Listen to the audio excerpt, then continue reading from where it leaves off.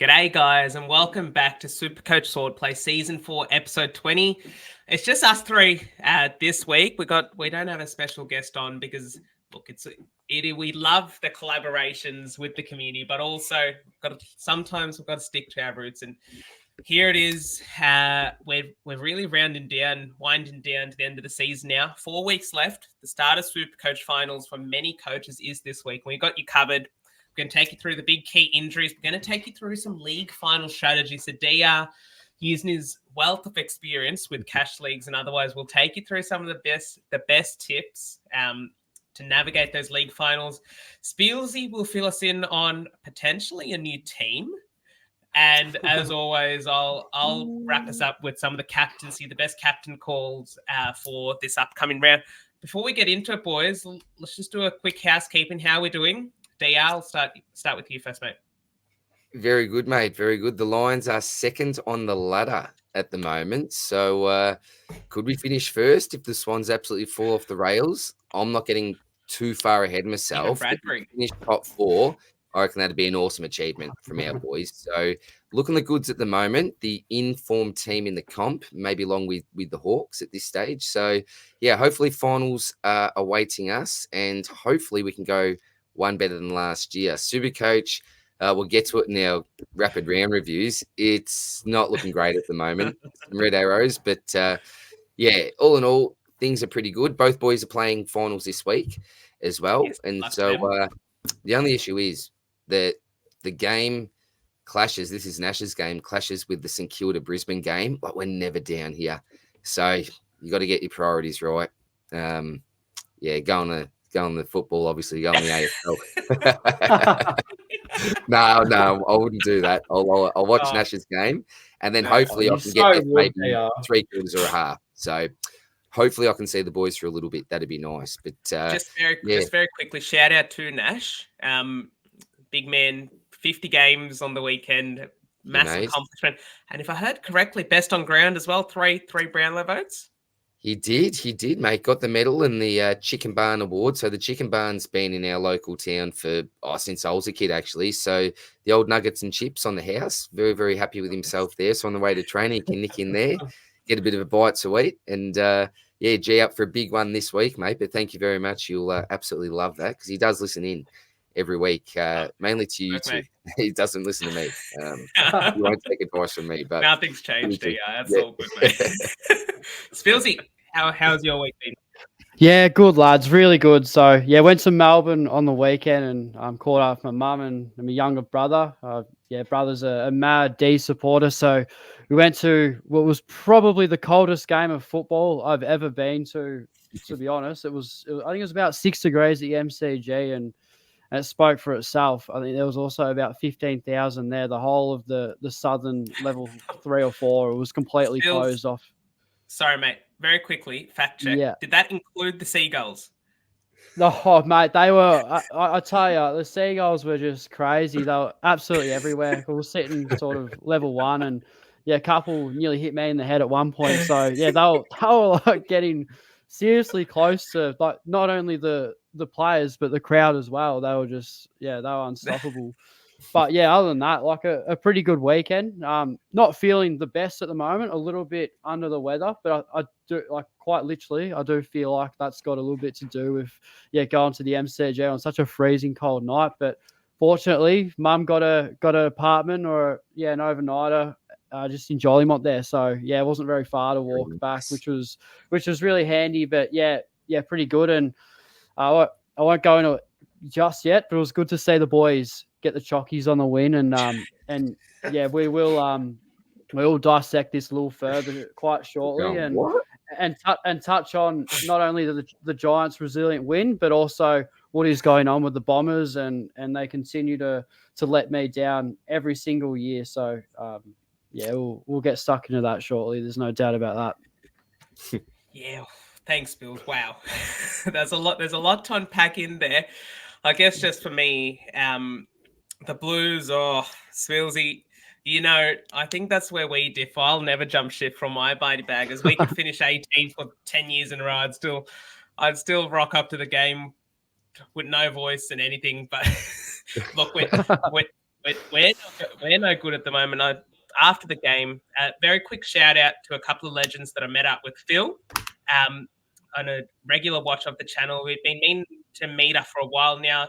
Took me up level 2 in the captain's club as well. So that was very legendary off you. There's much nicer seating on level 2 at Marvel, I'll tell you that.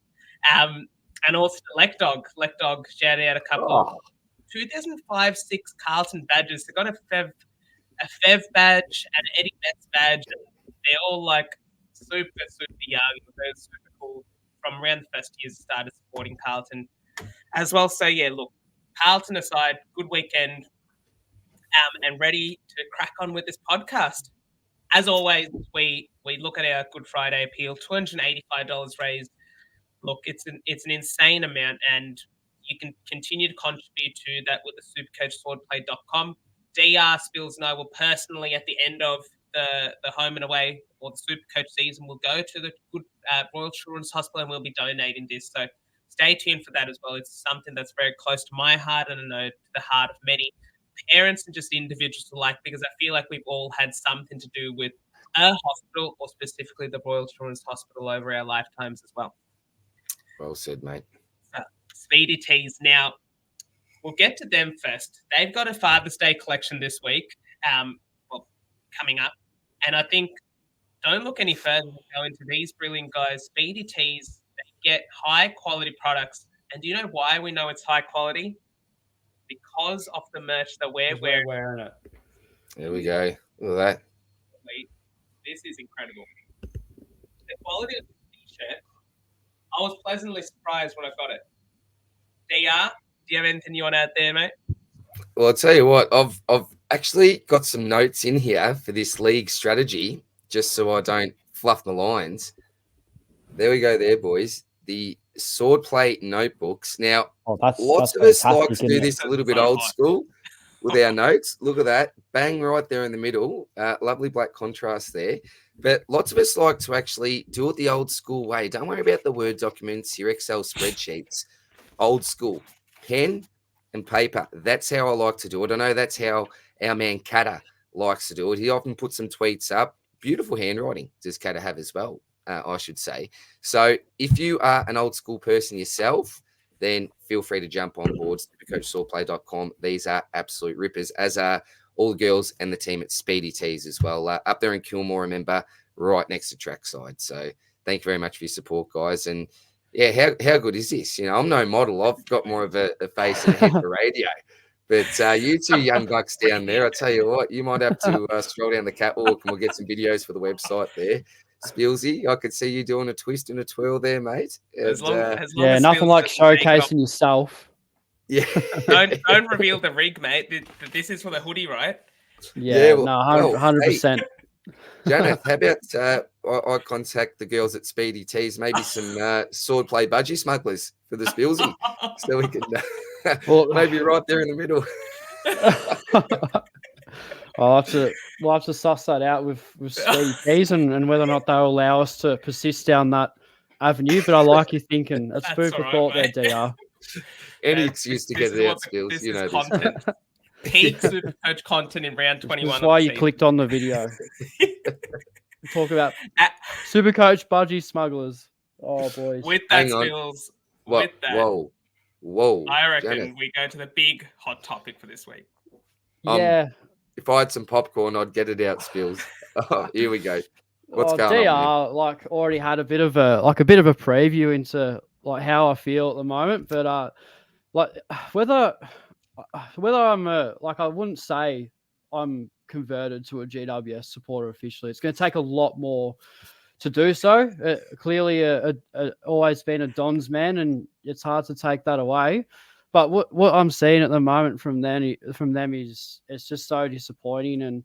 And what's frustrating me the most about Essendon boys is they're not bad and they're not young. They're sort of coming to their prime. We've got a lot of players coming up to 30, and Lloydie put some really interesting comments out. I think it was February or March. Is they've got to go now. He reckons that they're a contender, and now's their time. How long do supporters have to wait? Well, it's been nearly 8,000 days since we won a final. I was in kindergarten for that.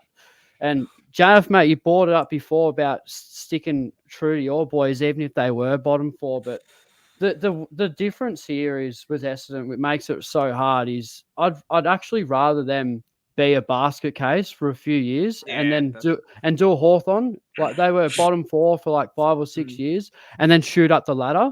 But what Essendon do, I think this is actually the third year in a row they've done this, boys. So for 2/3 of the season, they'll stay in the 8 all year and then they'll plummet.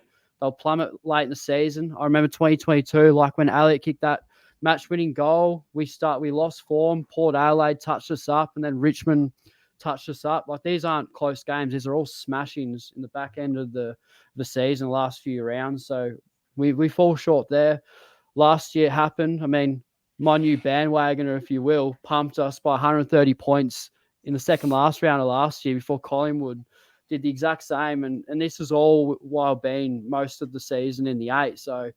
Yeah, it's so frustrating, and like I just want something to cheer for, to be honest, because I don't know whether I'll watch if Essendon won the first 12 games next year and we're on top of ladder. I'd still think like, when's the slump going to come? Like, I wouldn't say I'm surprised with this result. And yeah, seeing the game on Pan on Saturday against St Kilda, that's the lowest I've ever felt as a Bombers supporter. It's the first time D actually told me about one of, I think it's your friend from, or your colleague. Yeah, rather. Jake from school. Yeah, mad Bomber supporter. Doesn't miss a game.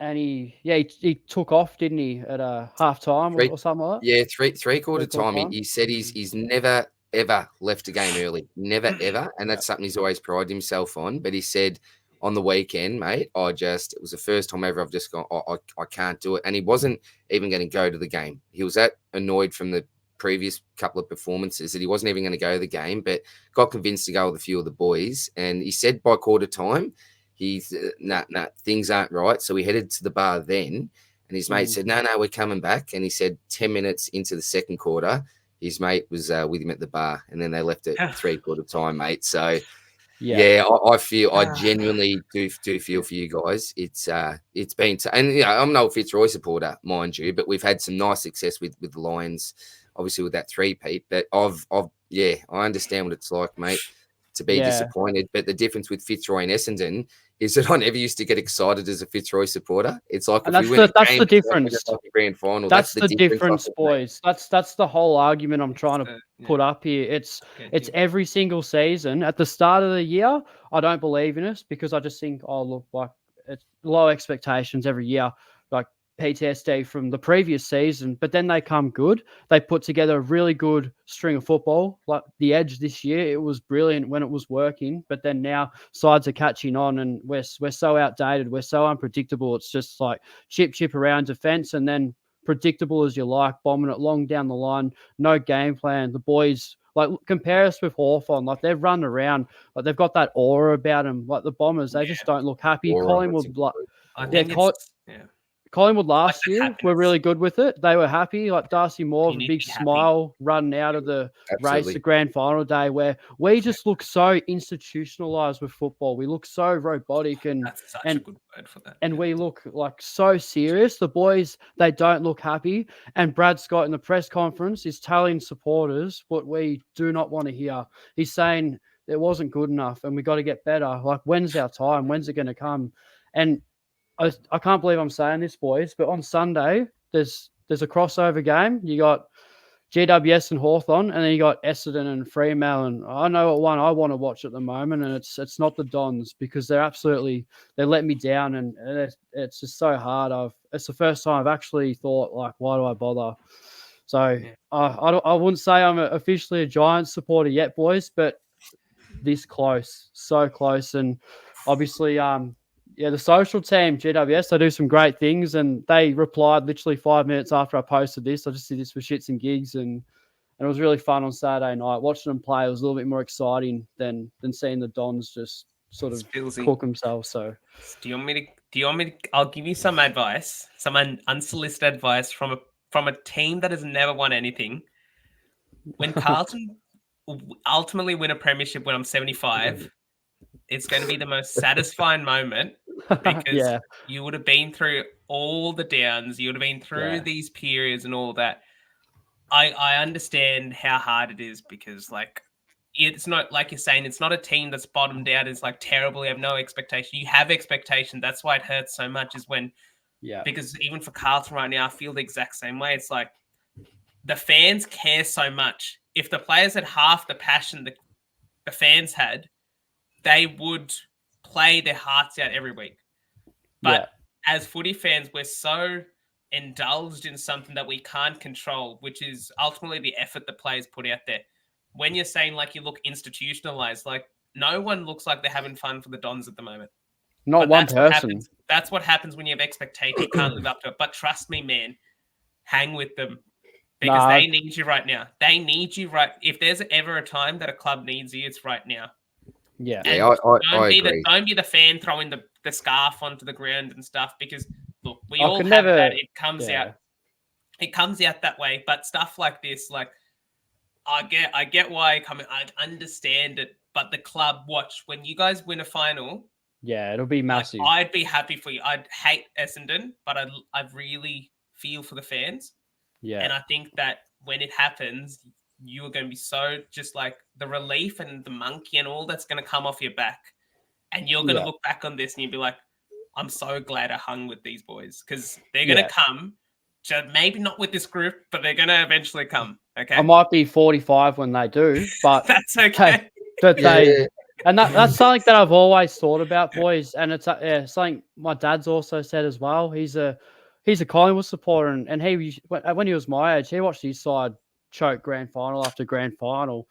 They even made they made a song about it. So, and it's the same with me. Like all I hear is this many days since we've won a final, but at the moment, like. Look, I'm definitely not, like, if I'm being honest to myself and to my gut, I'm definitely not changing teams. I just want something to cheer about because it just feels like the season's cooked. And, like, going to the game on Saturday night, I forgot all about the Essendon loss because I've always, like, one of the GWS jumpers in the background, like, that one's from 2017. So I've always had a soft spot for them. I've always really rated them. And they just, every year, they do it. They make finals. They're good to watch. And I just want the Bombers to be able to do the same thing. So, got a soft spot for the Giants. Maybe this year, Spills, though, I think perhaps in previous years you've fallen off late when the pressure was all on you. Maybe now that the pressure or like the expectation is off of you, you're not going to make finals. Maybe this is the catalyst Play with some for freedom. these last 4 weeks to pull an upset or two. I know your schedule's a bit hard, but this just freedom to go out and play. Release the shackles. That's the term. Yeah. And I'll bookmark it because we've talked a lot about Essendon here, but I agree with Janath, mate. Don't worry about jumping the Giants where you could enjoy, say, 5 premierships in the next few years. Wait till you're 75, mate, when you're old and senile, and then you can jump for joy then, mate. So. I'd be stoked if I made it to that sort of. He's left. He's just left the building with the Canada. Like a Bulldogs or a Swans supporter, like Bulldog Saints. Like when the Saints ultimately win a premiership. Oh, the Saints, mate. That's the next level, isn't it? Swans when they won in 2005. Like those premiership droughts, when you can beat them or you can break any drought, it's so satisfying. It's so much more worth than doing the easy way out and jumping. It's definitely a sugar hit, if I'm being honest, because it's just awesome being able to like sort of follow someone that's doing all right. Because it's like, what are they doing, Essendon? Like, what? Like they give it like that's the only reason to stay is because they might in 10 years like win a premiership or a final even, which would be worth it. But that's a long way away, and I just want something to cheer about, boys, because Supercoach isn't treating me well either. So I just want something to look at and go, yeah, that's awesome. But boys, another story. Good words of wisdom. All good, mate. Speaking of, let's go and talk about this dreaded game, which we all have a podcast around called Supercoach. Cause why do we have a podcast for this? It's just, oh my God, what are we doing here? Look at weeks like this week and last week, it's like, have me questioning what's going on here. I have got no idea. I can't nail a captain for my life. Like putting out advice and then not following the advice that you put out. It's just like, what is going 100%. on? And look, Spilsy, do you want to start us off there, mate?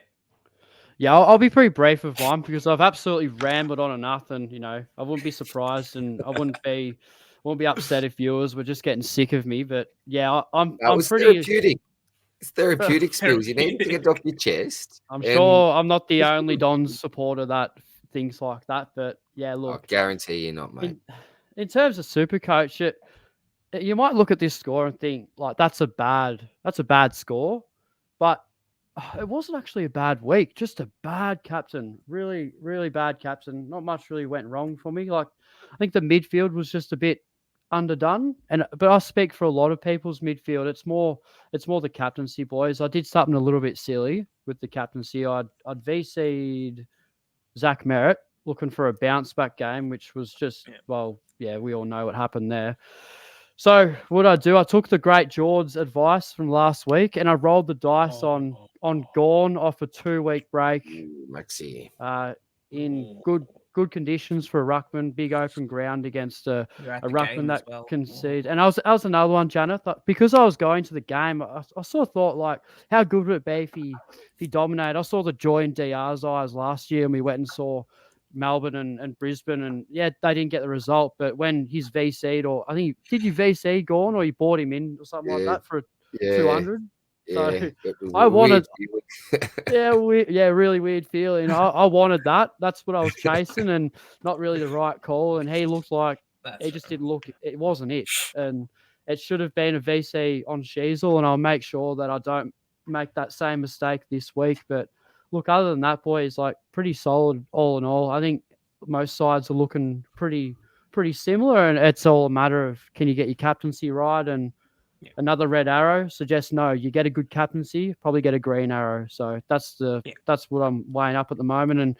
And DR a pretty similar sort of scenario for yourself, brother, wasn't it? Yeah, well, only got up by the 4 points this week, mate. So absolutely nothing in a contested handball in it between us, which is amazing to think about, isn't it, mate? But yeah, look, in a nutshell, where I've gone wrong over the last, I'll say 3 weeks is you touched on it, Spills, cannot nail a captain. Janath, you mentioned it just before as well. I'm not going with my gut. So if you look back to my round review last week, I was going Sheasel into Dacos. So I'm going with the 2 young guns, going to trust them this week, and, I end up with Lockie Neal. Now, I ended up actually taking Lockie Neal's 117. I thought it's not a time to get greedy because there's been so many fallback options lately that just haven't hit the mark. So at the end of the day, I'm going to take a 117. It was frustrating when I think about 20% of the top 1% had Sheasel as a vice captain. So that's really hurting me. And the other thing that's hurting me is my Bailey Dale Elliott Yo and not having a particular man in my defense. I can't believe that I'll rant about him in a sec about not actually having him aside. My rucks aren't going too well at the moment. And Zach Fisher, he was meant to be such a massive advantage as that 23rd type premium going from back to defense, coverage, but he's turned into an absolute train wreck lately. So that's probably where I'm going down at the moment. And lots of the common players, it doesn't really matter what they're doing unless you got the captain or the vice captain on them. So yeah, I want to, just stay in the top 1K, I suppose, now. It was looking like top 250 for a while and see what happens from there. But at the moment, I'm just clawing on. But not to rub it in, gentlemen, I do have a couple of trades up the sleeve. So, and I don't know why you didn't trade Zach Fisher when you got 2 trades. I would have absolutely pulled the trigger there, legend.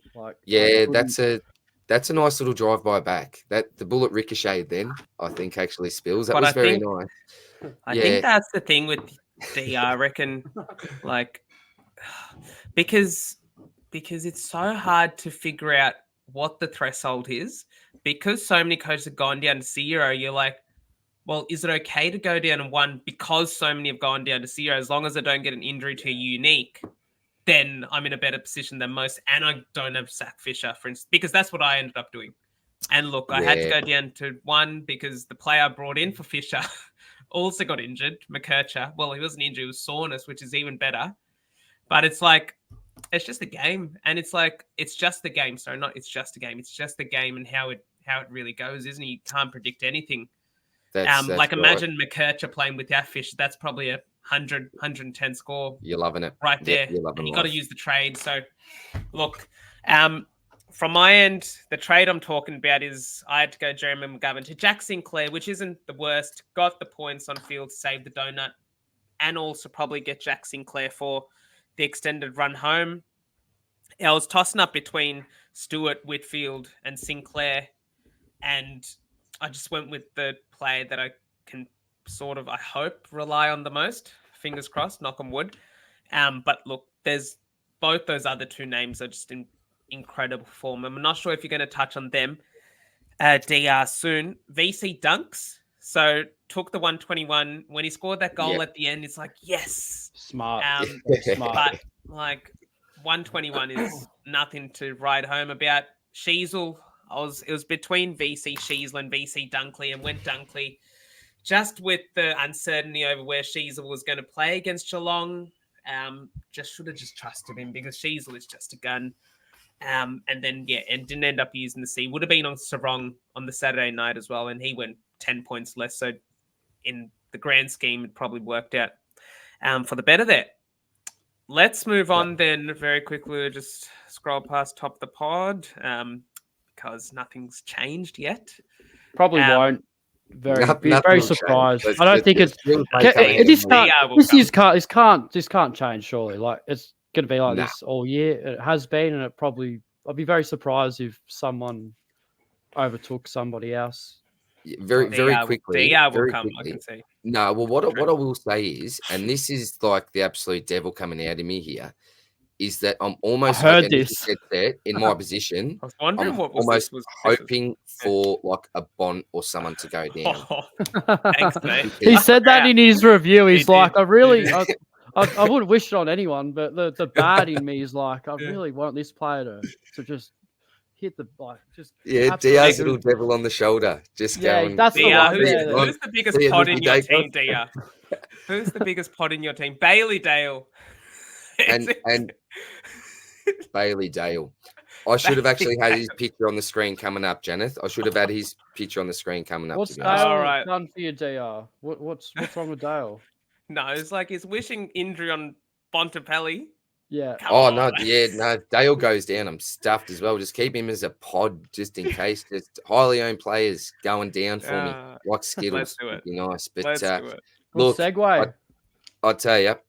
And look, one of these blokes on the right goes down like a Skittle quite easily. But lately, he has been in super form. And you touched on Dale before. I'll tell you what, boys, my D5 and D6 are absolutely killing me at the moment. Now, Elliot, I'm actually okay with him because he's given some nice hundreds, but he has missed a game, had that poor game, but obviously circumstances. I'll give him the biggest excuse in the world for that. Just, I can't believe he actually rocked up and played. So not complaining too much about Elliot, but Bailey Dale at the moment. I'm coming up against the great George this week, and we may actually take a bit of a look inside that matchup during the podcast, which will be exciting. But looking at George's team, Dale for Whitfield at this stage looks like such a huge gap at the moment. So if I go here to 5-round averages, you've got Lockie Whitfield at 121.4, even Sis at 117, Jack Sinclair at 116, Tom Stewart at 115, and then Bailey Dale, I'm just going down the page, and here we go. It's 92.4. So I'm losing bulk points here with this pick. And the other bloke you see here on the screen, now this was a big stuffer, I think, on my behalf. Now, I've still got the two trades now. Lots of people on zero like you two, but I could have quite easily traded out Max Gawn for Tristan Xerri. And I think if I had my time back, I could have just straight traded them. So just with the one trade, I would actually do that because the points I've missed out on during that time while Gawn's been out, having to play other people on field, dogger in the ruck, etc., I've missed out big time. Even on the weekend, I've lost out 50 points just like that. And 50 points in the rankings when you're inside the top 1,000, that is absolutely huge. That's massive. Captain score, as you said, Spills before as well, is huge. But Xerri and Whitfield in particular, compared to my, say, Gawn or Grundy, take your pick, and Bailey Dale, I'm just losing bulk points. And if you asked me the question a month ago, would the gap be this big? I would have said absolutely not. Maybe if anything, that average pretty similar numbers. But yeah, these two blokes have just raced ahead of some of these other blokes that we're owning. Even your Dan Houston at the moment, wouldn't you much rather someone like a Whitfield over him? But yeah, that's my little rant, boys. Just a couple of my pods aren't firing, and these two blokes here as non-owns are absolute killers. So quick rant from me, but yeah. What I wouldn't love to have, particularly at number 38 in the side. On that though, I'm just thinking back to the podcast we did about the Max Gorn replacements, and I reckon you had Nank and TDK ahead of Cherry. So I want you to be okay with it, because say you did pull the trigger, I don't reckon you would have gone for Cherry that week. And it would have been worse. The only issue is I would have, because and only because I didn't have the cash to go up to near the other two. That would have taken the two trades. So the ruckman in the end, if I had have gone there, was Sherry. Be absolutely right. If I had, say, the extra 50K in the bank, 100%. It's funny how it works. Is TDK, 100%. How does it work right. like that? Yeah, you're right, mate. So I've actually dodged a bullet. So I'm probably just I've got par. I've just got to.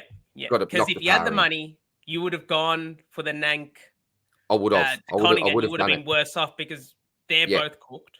Well, Nank. Yeah, you're absolutely right, mate. Yeah, but I like the way you look at it. Cherry.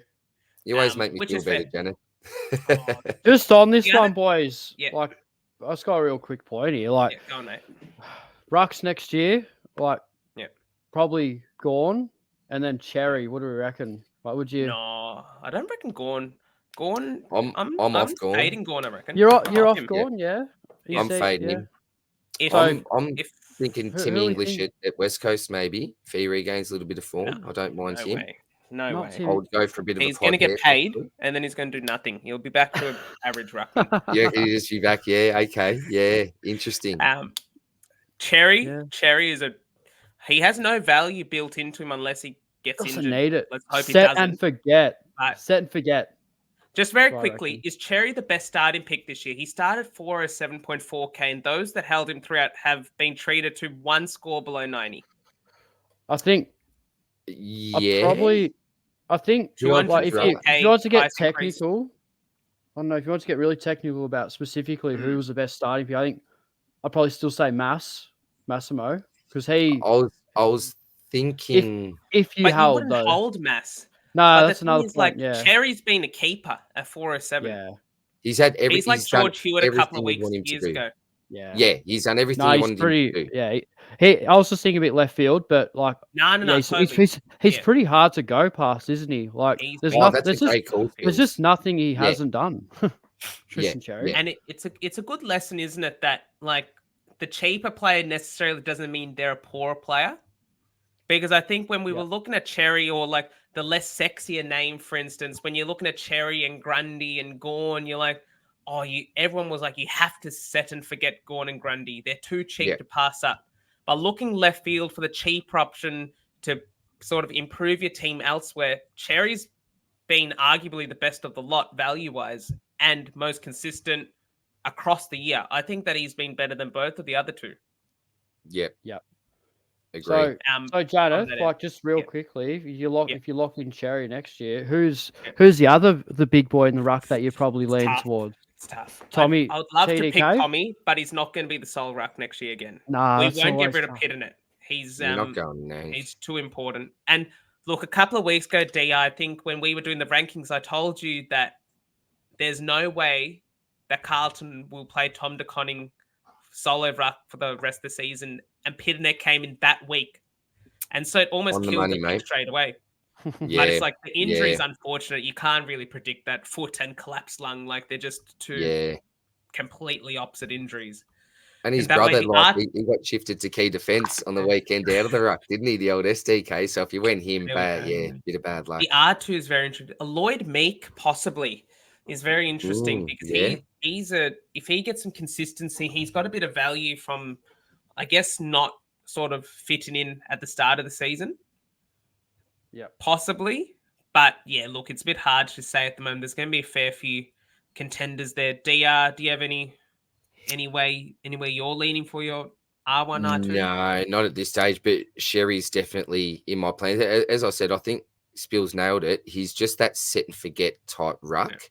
And I'm leaning away from Maxi purely due to age. I'm just getting a little bit worried about him. Melbourne as a side, don't know how they'll perform. Probably better than North, you'd imagine. But yeah, I just really like XERRI as a pick. I think he's safe, got a really nice floor with his tackling in particular. If he can continue those tackle numbers, has those weeks where he can dominate the hit-outs with those second-tier type rucks, I think he'll be, a really nice selection next year. Not much value, but you probably get what you pay for, I think. And I'd be happy to do that just for nice averages. I think he's a lock, to be honest, boys. I'm probably locking him in. Lock, strong. Yeah. No, sorry, Spills. I think next year, boys, I'm probably going to lock XERRI in. Like XERRI, yeah. He has. I think he's a lock. Like, who else are you going to pick? Like, you can't. He's the second highest average in ruckman this year.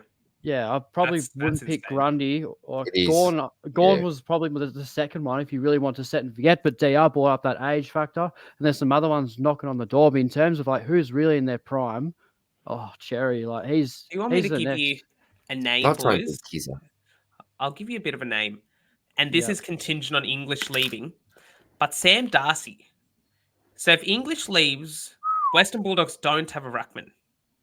They'll draft a ruckman. And they'll probably trade in a ruckman. But like ruckman a dime a dozen, I get that. And unless they can get like a Lloyd Meek level replacement in, you're probably looking at Sam Darcy as the number one ruck for the Bulldogs next year in round 1 or round 0, whenever they play. So that's one. He may start as a forward, and we could start him as a forward to get the ruck DPP, possibly. A lot to play at still, but he's averaging 74.8, so it'd probably be priced around the 380 mark next year. Yep. Darcy at 380 in the forward line. Wouldn't mind it. Like, it's a bit awkward, but yeah. Imagine if they threw some money at Freo and then got Darcy and then Dogger's number one ruck. Sean Darcy and Sam Darcy. Imagine that. How's that? Yeah. All right. Ruck, All right. Never happened, but if only. Ding, ding, ding. Green big boys. Let's move on to the injuries then.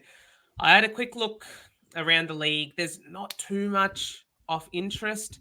Brizzy are getting their key defenders back, which is good for you, DR. I think Andrews coming back, and Payne returned round 24, so in the last round. At the Blues, nothing too much. De Conning, same timeline. Harry Mackay will be in, which is good for the few coaches that have him. Should be okay with his illness. Well, I think it's an illness. Controversial. We'll leave it at that. At Essendon, our boy Saad El Howie is 2 weeks away. Zach Reed is still 7 weeks away. Will they play him? Jordan Ridley. Sorry, Dia. Will he play him? Spilsy? I've got no idea. But he probably season's gone. Surely, give him a game. Yeah, he kicked 5, didn't he? The game he got injured against us. I remember in the VFL. It was definitely at least 4. 4 or 5, yeah. It depends where he's at. Like, if he might just be a little bit late to the party, like unless they want to bring him in round 24, and he might make a pretty good sub. But I don't know. We got to debut him as the sub. That's the most Essendon thing to do. He could be like a savior, and that's exactly why I said it, Janath. And I'd love to have him in the side. I'd love to drop 6 or 7 this week, but that's a different story. But I'd love to see Sard in the side, but probably a bit late, I think. At your Bombers as well, Spilsy. I think this is the big one for the coaches that own Jordan Ridley. 3 weeks. Yeah. So originally, what looked like a hip cork, he has now turned into hip flexor injury. 3-week injury, which is concerning, to say the least. At Fremantle, nothing of note. Nat Fyfe suspended. I'm not sure if that's been upheld yet or not. At Geelong, nothing really off note. Toby Conway's season meant that Sam De Conning, you would thought, would have stayed as a ruck, but now he's gone into defence, and he himself had a bit of a knock on the weekend, but isn't on the injury report. Tuki Miller is still 1 to 2 weeks away, even though he was 1 to 2 weeks away last week as well. So not sure about that. And this is exactly why I think someone in the mailbag last week said they're holding Tuke as a pod. I think it was Matt. He's not a pod, mate. Like he's the kind of pod that you don't want to have in the Supercoach finals, in my opinion. Yeah. With the Giants, now this is a type of pod with Cogs and Josh Kelly both have 1 to 2 weeks. If you're looking for an edge this week and next week in your finals, I think you know where I'm going, DR. James Peatling. JP. Yeah. James Peatling is a Supercoach pig, let's say. 290.6k forward. When he's not the sub, so in the games that he hasn't been the sub, he scored 72, 83, 116, 56, 111, 93, 133. I don't have that exact average, but for 290k, you could do a lot worse than that in the forward line. So, would have been some serious failing though from those 2 clutch tackles. That was clutch, yeah, for sure. So really great, but yeah, definitely some scaling there as well. So yeah, he's a jet. Nothing really at Hawthorn. Nothing too much at Melbourne, except Salem's 1 to 2 weeks away.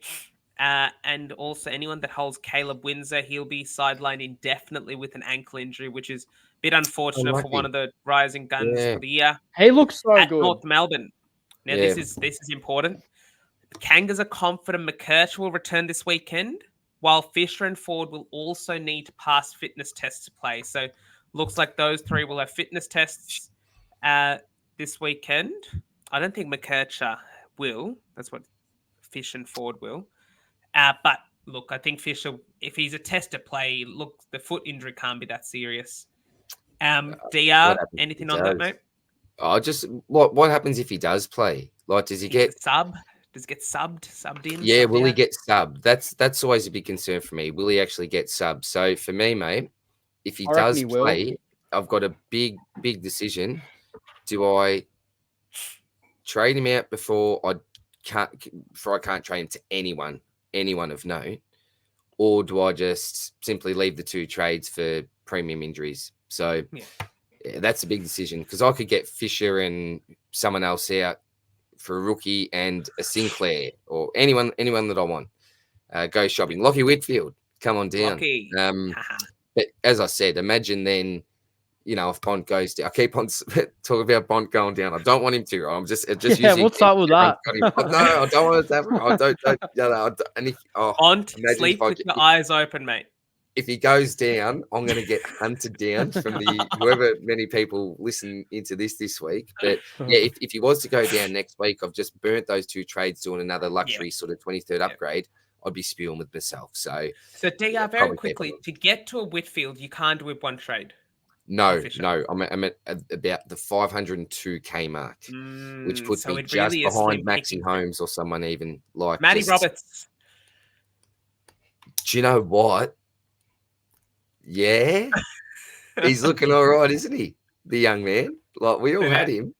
I reckon he was one of the best picks of the year, best starting picks of the year, mind you. But the reason why I didn't put him in that, because he went down the rails very, very quickly with Roberts. Because if you remember, I think he got subbed or he got subbed off, and he was made the sub the following week, and so his cash gen plummeted, and that's why his break even so low now. Yeah, you need to time it perfectly. At Port Adelaide, Ivan Soldo still 1 to 2 weeks away. So one of the recommendations I'm going to give in the captaincy late is something that you boys are going to be happy with. The Sydney Ruckman Brodie Grundy may have a field day against Jordan Sweet this week, unfortunately. Do something, Brodie. Do something. At Richmond, it's still a case of who's not on the injury list. They have 19 players on the injury list, which is... That's pretty bad, really. Crazy to think about. That's 19. That's like a VFL team. Nankervis is a test. Martin is a test. And Jack Graham is a test. Now, Jack Graham is an important one because, as we know, Jack. Before the injury, he was tagging. So let's hope that he doesn't pass that fitness test. I don't want to see Jack Graham anywhere near our merch. LDU, those kinds I'll of be players. that flat with that. At the Saints, Mateus Filippo is a test, which is a big welcome relief for a lot of coaches, including the great SC Godfather, George, as well. That's massive. Wrap him in cotton wool for next year, I say. I'm with you. And just very quickly, something I saw on the weekend is that Liam Stocker was tagging. So now that Windhager is not in the team, Liam Stocker he won too. That went to merit. He kind of beat him a bit. I can't believe that. That Merritt let him like do that. Like he actually was affected. So Chocky's getting tagged this week, is he? Not By sure. Stocker. It'd be interesting. By Liam Stocker. Give us a spell. You It wasn't a hard Windhager's tag. out. It wasn't a genuine defeat, but It wasn't. It wasn't as hard a tag as Windhager. Stock was still looking for the ball, which Windhager wasn't doing. Okay. But it was and the difference was come the difference on, was like Stocker, come on. Yeah, Merritt 104, which could have been probably a 125 if he wasn't tagged. That's it wasn't a hard tag, but it was enough for it to like be a pain. Okay, all right, something to watch out for. Yeah, good to know. Thank you, boys. Because Chocky owner. So am I. I know. Yeah, I know of course. Two of us are. Picked him over Dunkley. Don't know why I did that, DR. Picked him over Dunks too, mate. And very quickly at West Coast, Tom Barras, concussion 1 to 2 weeks. Jeremy McGovern test. Could this be the cue in the rack moment for the Eagles? That was part of the reason I also jumped off McGovern as well. Is in the case the Eagles do decide to put the cue in the rack, then it's just lights out. They're just going to get pumped week on week. And finally, at the Dogs, nothing really off note. No real injuries. They're flying and they're staying healthy, which is as good a thing you can do at this time of the season. Beautiful. Let's them boys go very, very quickly. I want 5 names from both of you, and then I'll give my 5 as well. Okay. Who are the 5 players that you've noted down as never again? And I mean never again to the point where if you dare think about bringing them in next year, we'll be on your back. So same for me. You boys be on my back if I choose to bring in one of these players. It can be from this year, it can be from future years. Anyone that's watching or listening, you put down your never again 5 as well. It's a good sort of exercise just to think about, reflect on. I've gone quick here. Just there's 5 names that just bang come to mind. So first one for me is Nat Fife. So I don't care if the bloke's 200k next year. I'm not going near him. I just champion of the game, absolute champion of the game. But apart from being okay still around the stoppage, once that ball gets out, he's just completely useless. So great career, but just body, durability, etc. Spilsy, you may not like this, but you've even taken his jumper back down there, mate. Jordan Ridley, never, ever again. We get sucked into this pick. I didn't this year, and I've finally learnt my lesson, right? But I'll tell you what, every single year we get sucked into a really nice 3-round average, go beautiful, the man is back, we jump on, he gets concussed, gets injured, has to play more of a defensive lockdown role. Something always happens, someone will take his kick in through a week or so. Like something always goes wrong with this pick. Never, ever again will the Riddler enter my side. I'm sorry, Spills. So no, I'm not offended by that. But is this this year or just in previous seasons? No, just anything from this year, from previous seasons. It's like a cumulative list. I've probably got 5 like big ones just for this year. That's how. Well, I've all gone. DR's still going. He's still got 3 more to rattle off. Well, very quickly, Elliot Yeo. Look, he's been okay for me, but he's not going to have the value I think going forward. And even so, he's just at that age where I just don't think that I'm prepared to go there. Durability, no for Elliot Yeo. Zach Fisher is another really, really obvious one. I don't care if he has the best role in the universe.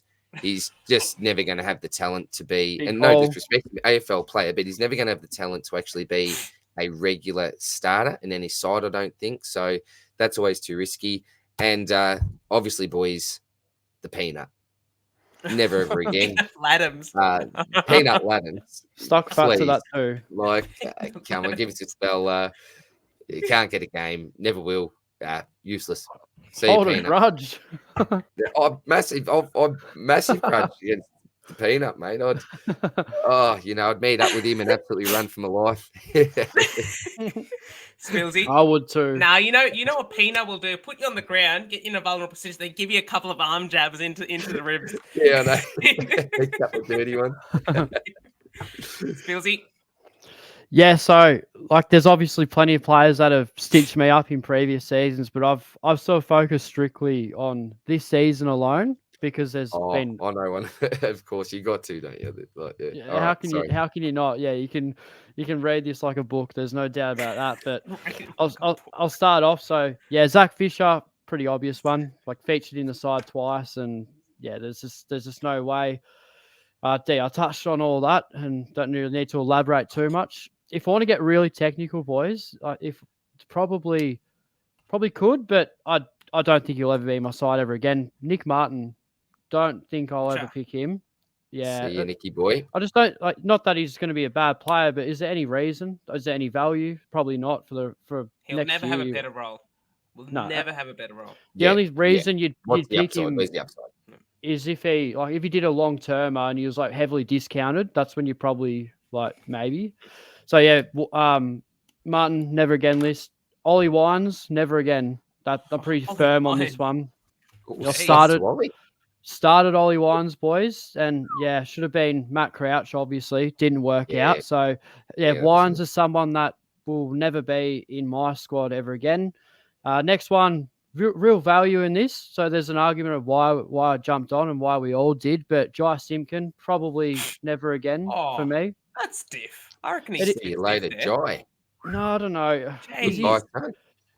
It is a bit stiff, but we have to be ruthless sometimes, Janath. Sometimes, not can't always be too fair, but I think like Simpkin is someone that I probably put on the never again list in 2020 when he really burnt me, but just because he was so cheap. So I don't know. He's not a bad player, but I couldn't picture picking him next year. But he's just a left field one, and I saved the best for last, boys. I was wondering. I thought you'd forgotten, but nah. Okay, no, I haven't. People, I keep your receipts, as you know, DR, and one Matthew Rowell will never be in my team ever again. Yes, never again. Expecting that, surely everyone was expecting. Absolutely no way in the world. Oh, I don't care how good he looks. I mean, yeah, he's someone that it's going to be really hard watching him if he tears it up. But PTSD. Billsy, what if he has forward DPP next year with getting shifted forward, according to Dimmer? I think there's better options. I think there's you got Filippo, you got Bailey Smith. There'll be Rankin and more. So there's just other players I'd pick. Dogger for ruck cover. I'm not going anywhere near him. So yeah, pretty firm on Row, boys. That's the one. All right, boys. I think Simpkins the stiff one, but yeah, had to be. That's fair. Had to be a bit ruthless. Yeah, fair enough. I like it, mate. Poor bugger. I like it. I'm gonna go mine in chronological order. So from last year, I had one player on the never again list entering this year. I reckon you boys know who it is. Do you boys want to have a guess who this player is? Oh. Made a very prominent appearance in last year's podcast. One of them specifically, and then Spilsy took me on a ride. It's not Sam Walsh, podcasts after that. Not Sam Walsh. I'm joking. 5. Couldn't help it. Current Sydney captain. Sorry, mate. Mr. Mills. Yeah. Mr. Mills. Never again. Never. Selling hot garbage to garbage man, that one. Selling hot garbage to garbage. You've come out with it, Mills. I like it. That's what that was. I've got 4 names with the never again list from this year. So we'll start with, we're going to have the trifecta with Saki Fisher. Jeez. Picking fringe best 22 players with good roles is never a good recipe. So, yep. Then I'm going to go with 2 midfielders who have served me well in the past, but have absolutely cooked my team this year. From where it was, Jack Steele and Touk Miller. You guys can get in the bin. Never again. Ooh. I don't know what you can do to rescue that, especially you, Touk. Touk's ruined the year multiple ways. Bring him in, he's spat the dummies. He's getting tagged on in the trademark. Yeah. I'm not going to break it. But you may as well at this point. Let's be honest. Time we see the Tuk. You said that like 3 weeks ago, and it's featuring right now. This is officially the last time you'll ever see this Tuk on a Supercoach Swordplay podcast.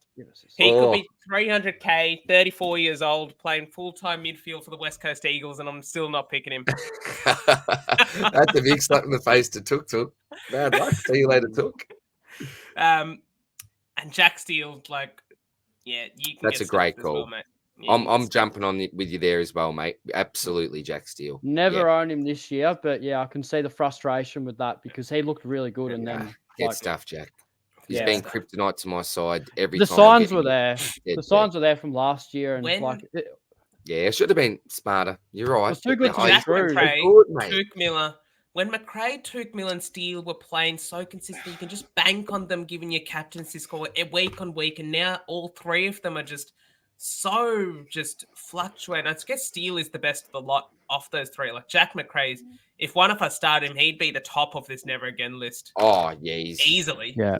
Like, it's sad, but we've just forgotten about him as a pick. He's just not relevant. Yeah. Jack McRae's and nothing in Supercoach anymore. It's very sad. Like it's one I of the miss one of the 2018, Supercoach- 19 Jack Supercoach McRae. royalty. Yeah, absolutely. Uh, Supercoach royalty. I was tempted to put the butcher in, but because Ooh, yeah. he's an avid watcher of the podcast, so got to be kind. to You're him, right. obviously. You're right. Yeah. He Still hates doesn't. me. I've gone but- for his teammate. Now, this teammate isn't someone that you would expect it to be. So it's not your Jordan Ridley. It's not your Darcy Parish or midfielder. It is a defender. I know I it reckon is. we all started him. I know it is. Who is it? Ooh. It's a rookie, isn't it? Zach Reed. It is a rookie. It is Yeah. Zach You- Reed. you're This just guy. watching him out now. Like, give him no chance, Janath, to fulfill his potential. Nah, You're to just be going, fair, "That's it, drop he's him off never at He's the the net." most. He's never He's put a the week most- together, let alone He's the 2 most weeks, injury 3 weeks. prone player It's I've true, you're ever right. seen. Yeah. I think what was it, Spills? It wasn't it that he got injured in round 1, came back in the VFL, got injured in his VFL return game, and hasn't played again all season. Come Yeah. on, Zach. Like No, seriously injury prone. this is his 4th season now. Is it his 4th season? It's his Yeah, 4th 20, Wow. season. I'm yeah, pretty sure. top There you 10 go. pick in the 20 It is 2020 fourth Go, draft. doesn't it, Janath? How Yeah, much it is. is 1, 20, 2, 2, 3, 4. 4. It's Yeah, 4th season. 4. Yeah, Yeah. you're right. Let's not get And sucked in. he's going to be 123 again next year, and we're all going to get sucked in because of all this promise, but he can't put 2 games together. Yeah. What I will I'm do gonna is if he's remind put him. together 90 and 80, I'll bring him in and he'll get injured. That's what will happen. It's like some of these Yeah. players, it's not a Even fault of their own Gibcus or a anything, bit similar but there's to just some eh? players that just get injured, and we just have to accept Mm. it. And Yeah. someone like Reed, no DPP, he's just been parked at D8 all year, can't do anything. Oh yeah, I can't do. Yeah, he's, Oh yeah, can't do anything. Doesn't have So good looping frustrating. fixtures. It's just like stuff you, Zach Reed. oh man. Actually, no, don't stuff you. I mean, I send good wishes, but like, Oh come the on, same mate. time, You're too never again. nice. Give him a Never give him a again. clip. Give him a clip. give him a clip. Love it. Love it. They are. Janet's All way right. too good of a dude. Like just bloody give him a I'm give him not a bloody giving- rinse. I'm Give not Zach giving Reed a rinse. a perennially injured player clips. That's okay. No, right. stuffing me, burn us all. Stop. Yeah, bugger off, Zach. Yeah. All right, DR. Nah, he's a good League bloke. final strategy then, mate. All right. Well, I'll tell you what I thought I'd do for this, boys, is actually show everyone here, for those who are actually watching in and not listening in, my league matchup with the one and only George, the GOAT George. Now, I don't know if that's big enough, boys. Should I zoom in a little bit on this, Janath, or can you see can this see all it. right? We can see it. Yeah, yeah. You can see it. All right, beautiful. So the first thing I want to touch on here, and we're going to talk about a few strategies here. And boys, this is where the notebook comes into play because we've just jotted this down here, if you don't mind. So the first thing I want to touch on here, just with a little bit of league strategy, is the captaincy choice. Now, when you can, and this is when you can, and first and foremost, you should VC the best person or the best player that you think is going to score the best. But another thing that you can look to do is when you can look to actually VC your opponent's captain. And that way you'll actually get the choice of actually taking that score or rolling the dice with someone else, depending on how they go. So that's the first thing I'd say. Yeah. The second thing I'd say is when you can as well, leave your VC and your captain until as late as possible. Yeah. That way, I was going to say. information is key. That's the king here. Information on what your opponent is doing. So that's probably something I'll do with the captains. The other thing you can look to do as well, if you're looking like things are going well, everything's hunky-dory, and your uniques are almost done and dusted, and you're up by a fair margin, possibly match the captain. So here, if the great George is going with this Sarong, things haven't worked out with Maxi. And mind you, what I could do here, and I'm just using these two as an example because this is obviously from last week, but what I'd possibly look to do here is not worry about Gorn, let him see how he goes there, VC someone like a Sarong, and then captain someone in a later game. Obviously, the fixture doesn't match up here, but this is simply just an example. So your captains, as we talked before, boys, when we're talking about overall rankings, it's massive, but league matchups this week, and some are in elimination finals, mind you, this could be the key, getting the captain right. So that's probably the first thing that I'd say with your captain there. One thing. Please do, brother. Great points. And I'm gonna play the devil's advocate because you're talking from a perspective where you're the favorite. I'm gonna come from the point of the underdog. Because if I'm the underdog here and I've got to have everything go right, one of the things I'd be looking to do is rather than because you need to chase some ground.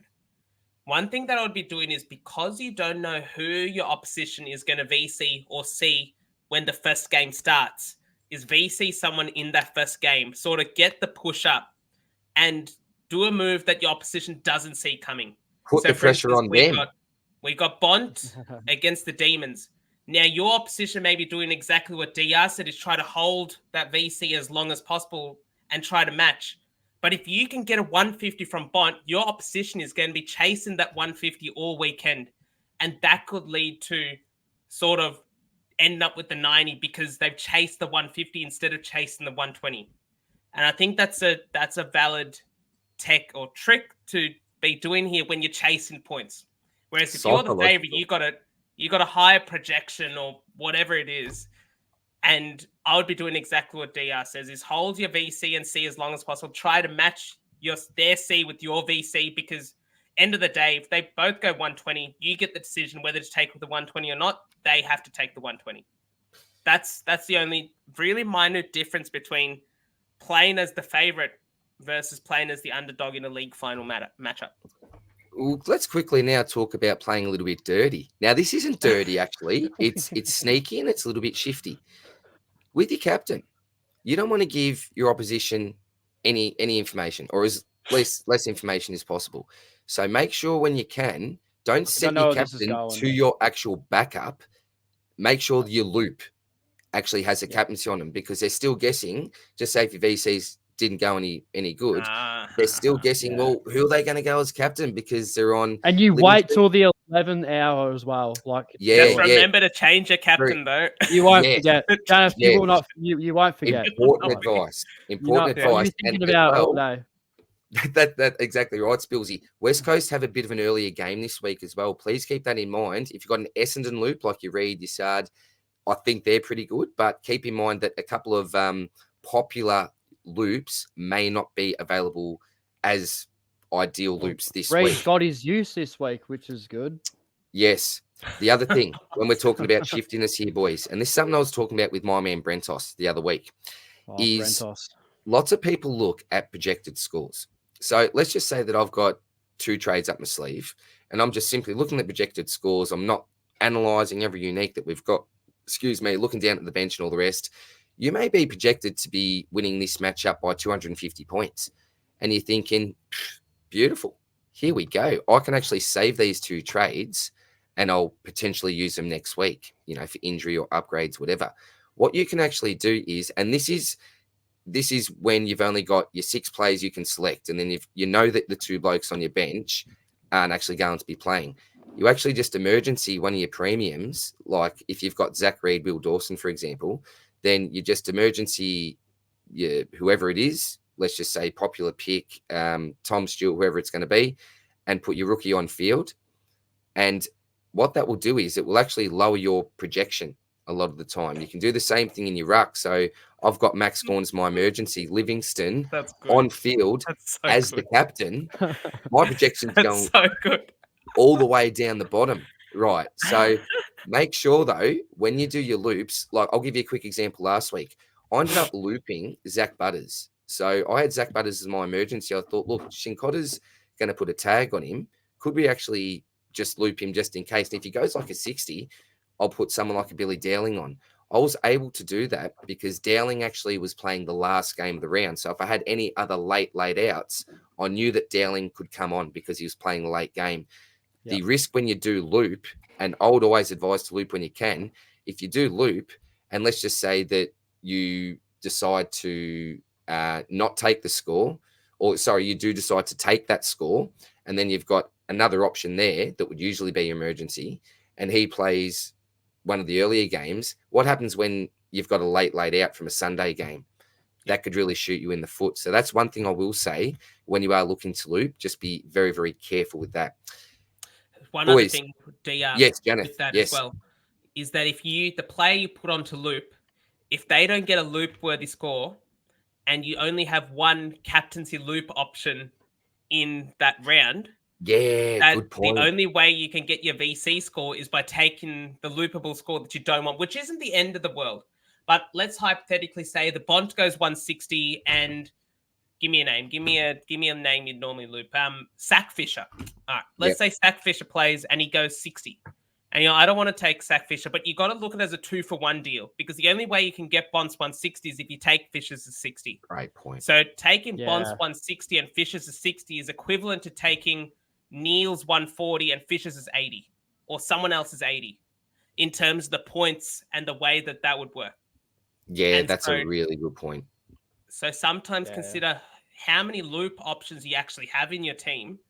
And then when you do your loops, you've got to look at it as a 2-for-1 deal, not just in isolation, because then you're like, oh no. You've got to be so careful with it. You've got to be really careful with your loops sometimes, especially when this week West Coast plays early, North plays early, and you're probably stuck with the Essendon rookies, or Essendon rookies if you have any, probably as a major loop option. Traditionally, that's why we go with that ruck forward rookie there in that position, because we don't actually ever have that problem, do we? Because you got your 2 on field, 1 on the bench.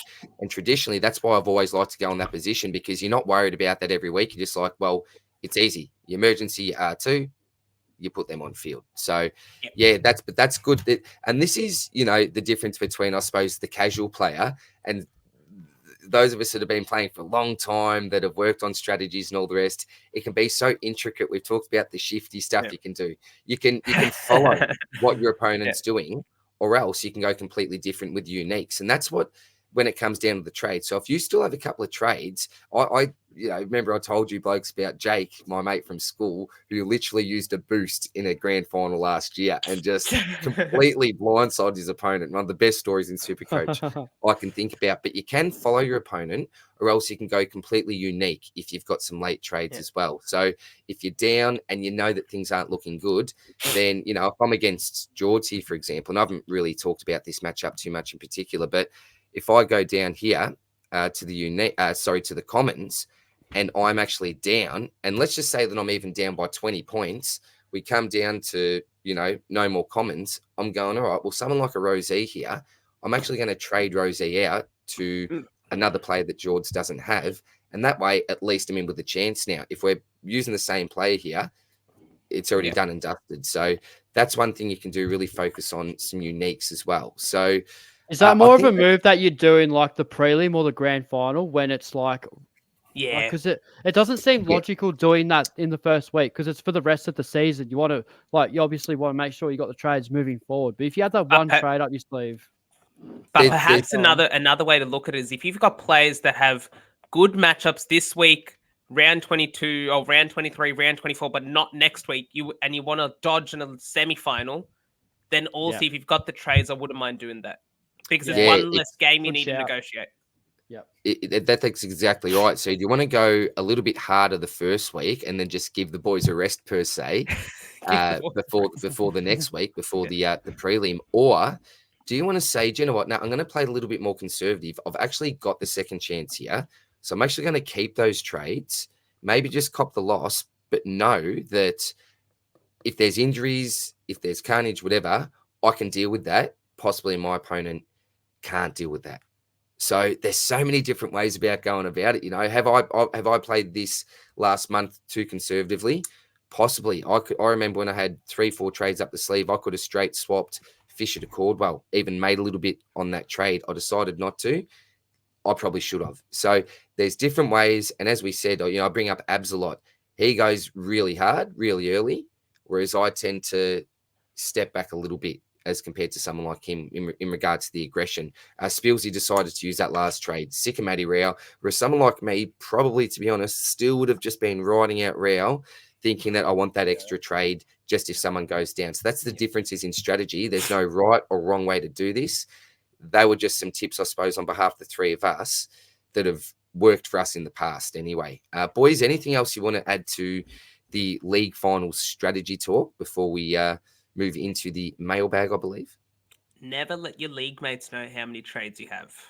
I think that's Yes, really do it, important. Jake. That I is, say that, do it, that is Jake. the most valuable information that you can have. Because when you get down to your grand final and you can pull a move off in the last game, like you're saying, DR, with the boost, that's That was epic. mint. Even if you say DR and you in the podcast, like, oh boys, I burnt me last trade. I shouldn't have done it. Like, you know, it's going to really backfire when secretly you've still got that trade. That's but what you don't have as a content creator. You don't have the luxury. Everyone people, knows what you're doing. Everyone knows I've got no. I'm pretty sure, like most Yeah. people watching would know that I don't have any trades left. Yeah. Like that's what Brent often says to me. He's like, bloke, you give away all your secrets. You give away all this stuff. Why do you do it? It's like, well, the podcast or the round reviews aren't really anything without that, mate. So I either quit or I keep on doing it. So the last question, DR, very quickly for you. If you have two cash leagues that you're in for both of them, and you're paying, it's two, let's say one's a work league and one's a home league. Yep. And they're both of the same prize money. Can you, what is your tip in that sense? Because obviously you have the one team, you can't mix and match with two different matchups at the same time. What would you do? Would you say prioritize one league over the other rather than trying to make both of them happy at the same time? Like, is that the way you'd go? That's a really good point. I was actually speaking to AP Con today. Shout out to you, mate. Big, massive super coacher. We were talking about, you know, the fact that I'm in a couple of cash leagues actually. And he said, well, what do you do? Because he knows that I go for overall rank all the time. He's like, now that you sort of, you know that you're not going to win the thing, do you just focus on those cash leagues? And I said, well, in a way, mate, by going for overall, you're trying to feel the best side possible at the end of the day. Yeah. So I still think that when you go for overall, you can still do really well in your leagues because at the end of the day, you're trying to put the best side on the park. But to answer your question, it's like, are you more competitive against your family or your workmates? Sorry, mate. Yeah, go on. Can I throw in a quick point here? So yeah, go on. You guys remember last year when I said like this isn't the season that I was hoping for? I'm going to start playing for leagues. Yeah. What happened? Yeah. What happened when I started playing for leagues? I started dominating, and the green arrows. The overall went well. So when I started focusing on leagues and planning ahead, like that's good for leagues, but I overlooked the fact that back half of the season, green arrows just pouring out. So it actually does, when you start playing for leagues, it does sort of go a long way towards your overall as well. So, but would you prioritize one over the other spills? Pressure. It depends. Like at the moment, probably in my case, like definitely because like I'm ranked 3K now. No. Sorry, not league versus rank. I mean, like if you were in two cash leagues and you either make decisions for your rank team, so you may win both of them or you may lose both of them, or you target one league in particular. Do you go for the one that has the bigger pot? Do you go for the one that you have more competitiveness and you don't want to get barbed if you lose or anything like that, or like have to do a forfeit or something, or like I'd probably look at the league ranking and try and prioritize a league that's struggling the most and just dominate that one. But it's a question. Pray on the week. Bill says pray on the week. Go for the easy I say pray on the week, but that's a bit of a cop out. But this is a question obviously without answer. Sorry, boys, but it's definitely a question without notice because I've never been in more than I've never been in more than two cashies at the same time. I've always only sort of had the one, so I've never really thought about that. But just straight off the top of my head, whether that speaks volumes of what I'm like as a bloke, like mate, is there a bit of a super coach bully on our hands here? We've got a bit of a bully giving Nick Martin a serve, like you know. Do you know what Spills needs? He needs the Thug Life glasses and the chain and everything. Yeah, that's ding ding ding. I've been serving everyone today, boys. I've served the Bombers. I've served Josh Simkin and Nick Martin, and now the Josh Simkin's so innocent in all this. I know. Oh my god, poor bloke. He Poor did guy. absolutely Dash out a nothing 120 wrong. for us, mate. All he did Yeah. was provide good value for my team, and I absolutely sunk him. So Doesn't that bloke just fizzle out there? You get I so reckon that's your excited, fault, man. Spills. You traded him out before he'd even made any money, mate. who's that? Didn't you trade out? Do you still have Simpkin? Yeah, no, yeah, I got him. You do, okay. I got Oh, him in. you He I was like, remember when. Do you remember when Spills brought him in and he's like, "Oh, I'm probably going to turf him next week with Rankin Yeah, anyway." yeah. See you later, guy. We're gonna be. But- nice little cash grab, but 1 week Rankin rental. obviously- Yeah. that's literally that was the gist of the pick in the first place, and then obviously, he's not too bad, but If you Yeah, trade out exactly. Jai Simpkin, you couldn't have traded out your boy Matty Rao. exactly Yeah, right. true.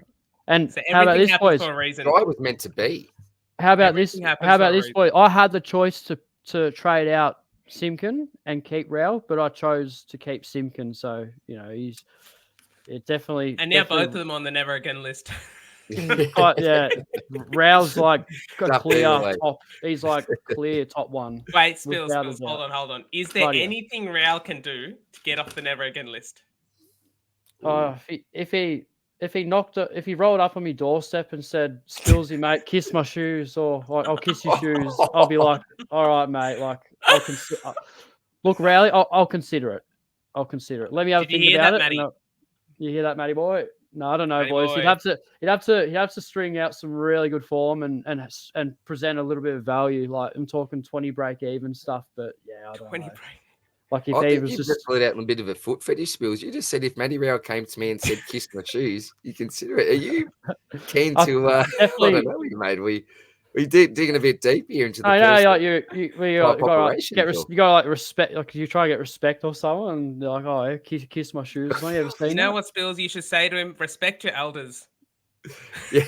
Yeah, that's a spin out, boys. I completely forgot that I'm older than Matty Rao. Wow. Respect your elders. Oh my Junior. god. Yeah. I'm older than Junior Sam Rao. Welsh, and I'm older than Connor Rosey too. Like that is such a spin out. Like far out. That is Yeah. actually, yeah. Respect What do you your reckon? elders, I'm Matty feeling, Rao. mate. I'm here with Plug a Locket's age and this sort of stuff. I'm like, come on, give me a break. Dead Yeah. set. All right. Dead set. Well, No. with that, boys, I reckon we get into the mailbag. We don't have many questions today, but we have some good questions, mainly Jordan Ridley based and mainly final trades based. Yes, mates. We'll present this onto the screen. So Can we get through all of them? There's not too many. here we are. Just quickly before, is the screen up? Yes, it is. There's Spillsy's background, so you can't really see all the lighting there. It's really displaying the lovely whites on the Supercoach Swordplay hoodie that he's got there. But that is actually Spillsy's background. Look, the little disco lights going on there. It's like he's, you're just really setting the room up for some special stuff. So nice, Spillsy. Very good, mate. He's got the coach's top as well. What's going on, Spillsy? That's a That's That's a train top. That's a go-to to the gym. So I love shredding that. Communities. Nothing Oh my better. God. Absolutely elite. All right, boys. Here we are. So Kane Collins. first one we've got here is from Steph. Legend. How are you, mate? Hi, guys. I've got 22 premiums, which includes Simpkin, Rosie, and Jackson. Well, Dry Simpkins had a fair bit of talk already from Spills. Bench Club Limited. I don't really have Dowling. Question is, do I lose my last two trades, Fisher and Richards? I'm assuming that's Joe Richards for Roberts and Tom Powell. And Tom for a cheap Powell. rookie, non-playing likely, and a premium, or just hold the trades. What are we thinking, boys? Does Steph use those couple now? I suppose it depends on where he's at in his leagues and all that sort of business. But any advice for the great man here? Definitely wouldn't use your last two on those. Maybe use one trade to get somebody. But I'd hold that. I'd hold if you could, mate. Like if you could hold one, I think that would be. Yeah, don't think he's looking. Joe Richards should play this week, I think. Even though it's a late out, late in then late out. I think Fisher to Roberts isn't too bad of a shout. Bank some cash their final upgrade. Matty Roberts had 5 kick-ins on the weekend. The Swans clearly want to be using him since he came back into the team full term. I don't mind it as a shout, but at the same time, if you don't have injuries, and Fisher's not playing, so he's not going to lose cash. Is there really any point in making any trades? Like cover's only needed if you face an injury, right? Well, I tell you what, I'm in the exact same position as Steph. Yeah, you are, DR. I was and just I've thinking got about your team. in the bank Looking at this. 29,000. So that's how close we are. Yep. A couple of different players here and there, but same situation. I'm holding off personally, Steph. If that's any help for you, anyway, mate. Just what I'm doing, brother. All the best of luck. Good luck, mate. Brother or sister? Sister, brother, Steph. It's unisex, isn't it? Stefan. Brother. Stefan. Oh, Brother. Stefan Martin. Brother. Steph Brule. Cheers, man. Matty, 3 trades left, 26K in the bank, similar to Steph and I. Considering Sean Maker to Sard Bombers via Humphreys, trade 2 would be, depending if Miller fails to get up, will be him to Sinclair, Dunks, or Whitfield. Thoughts? Please, Sinclair, Dunks, Whitfield. Save yourself the torch and trade. Yeah, Tuke this Miller. is different. He's got 3 trades, and like you get in some serious. You can get in any of the big guns there. Yeah, I like that. Look, you can even go Sean Maker to someone. Sean Maker to. How much money does he have in the bank? 27K. 27.8. Sean Maker to a rookie. It's a bit tough because there's no real rookies on the bubble per se. I think he wants the def mid loop. It's probably the cheapest. It probably needs to be 102K. Sard. Yeah, there's no one else. no Sard there. Yeah. Sard is the only one really. Good Yeah, loop that's for fine. You this can week use as the Humphreys. You can get Humphreys up and down with that as well. That's Yeah. actually really handy for your backline. And then off those 3 boys, it's almost say I own the other 2, and I'm almost tempted to say Whitfield in this situation. Is it just in that good a form? And there's no tags necessarily coming his way. I would feel most comfortable. I feel I'll most go with comfortable with Sinclair. Yeah. Yeah. I like them all. Dunks is I can't. consistent. He's got the ceiling, and the matchups. St Kilda is a matchup that he should play well in. Back at Marvel as well. This is going to spin him out completely, but like I'm going to say Dunkley. He's solid. One of each. So we're split down. So that doesn't just pick who you want, man. Who you like more, because all like, upside. We all got completely different takes. Like Whitfield, like high ceiling, great form, and like Sinclair, Whitfield's averaged 120 since his bye. Yeah, he's crazy. And his kicking live was absolutely elite on Saturday night. But yeah, Dunkley's just like Brisbane have a lot to lose. Nothing to lose this year. They've got I'll say Sinclair, DPP, and Marvel run roof. One thing that I'll say just with Dunkley that it sort of irks me as an owner, but the other thing is I felt like DR, you may be able to testify to this, is that Brisbane's moving the ball very quickly. Like as soon as he comes out of clearance, going Bailey, Rayner forward. There's not so much the sideways lateral kicking that Dunkley sort of gets his marks from, like the triple double stats from, which is one of the things. Like he still scored 120, but I just see it really brings down his ceiling a tiny bit because that's where those mark numbers, uncontested marks, where he really gets his points from. So for that reason alone, I'd probably go one of Sinclair, Whitfield off those 2. But look, Dunkley's a fine pick, and I've enjoyed owning him as well. Absolutely. Can't go wrong there, Matty boy. All the best, mate. Here's the ladies, man. Hey, should have your hoodie by now, I think, Causa as well, mate. So make sure you send a pic in picture, mate, for the Wall of Fame, brother. Causa's got 2 trades left. My league is top 6. I came 4th. Do or die win. 66K in the bank. Do I need to trade this week? And who goes out to get an advantage? Oh, no. I see something straight away at D6, and that is the problem with having def only D7, D8. Yeah. With Marty Horn, Sackreed, and that's not good. That's not handy. How much is Logan Evans DR? Can you tell me? Is that 314? I can't see. Wait, let me have a look. 314. You can get. I think you can get to Matty Roberts with what you have in the bank, mate. Ooh, no, yeah. He's big, 2K big Jay's short. A fan of Evans. I've got Is he dead? Oh, how about that? Causa's got you can make with $400 left in the bank. You can get Logan Evans up to Matty Roberts and have $400 in the bank. That'll do. That is what I do. And then keep the one trade. And then hold the other trade. And you get the DPP link. You get the DPP link between Humphreys and Roberts if anything goes wrong. Yeah, and he'll have a trade left as well. Yeah. That's what you got to do, mate. Is there any other weak points in that team? Well, sort look, you've M8, got M8, nothing. maybe? No, nothing compared to. We got Dawson coming back. There's some good pods yeah, in that Martin team. Very Day. unique team there, Causa. You got Yeah, it Toby is, Causa. Green, Rowan Marshall, Whitfield is a good pod. He has Yes, too. Yeah, I don't think mind it. with Causa, he went a couple of different pods at the start, which hurt him. And in order to play a bit of catch up, he's had to go a few of these type pods. So I think ideally, some of these blokes you wouldn't actually have in there, but in order to be sort of chasing a few points and going up the ranks, I It's not think that's bad. why he's gone a little bit poddish. But Causa will Good be team. back with a bang, boys, in 2025. Let me tell you that. Good on you, Cause. Next one's Danny. G'day, Danny. Hey, guys, love the work you do each week. And every week I look forward to Wednesday's Lincoln the Potty. Oh, thank Appreciate you, mate. brother. Good on you, man. Thank you, man. Don't know if you guys have done this before, but next year, would you consider doing one pre-season? Definitely, Swordplay? mate. Yeah, that's definitely on the cards for sure. Yeah, 100%. Look, to be honest, mate, this was the planning for this pre-season, like with the website, thinking about the merch and that. We to be honest, and I say this really humbly, we didn't expect the response that we've really got this year and the growth in the No audience, way. the love I and the didn't. feedback. And you I look at certainly didn't, BR. the Had no. mailbag section. Yeah. We got, I think it was up to Mailbag. 40, 50 comments in peak Yeah. time. So, Oof. yeah, absolutely, mate. We are absolutely humbled by that. But yeah, we'll be back better than ever in the preseason. And I know that we were pretty busy as well during that stage as well. Janath had plenty of study up his sleeves, Bill's working hard, and I was doing my bit. But yeah, absolutely, mate. And we appreciate your kind words. Thanks, buddy. Appreciate Thank you you, tuning in, Danny.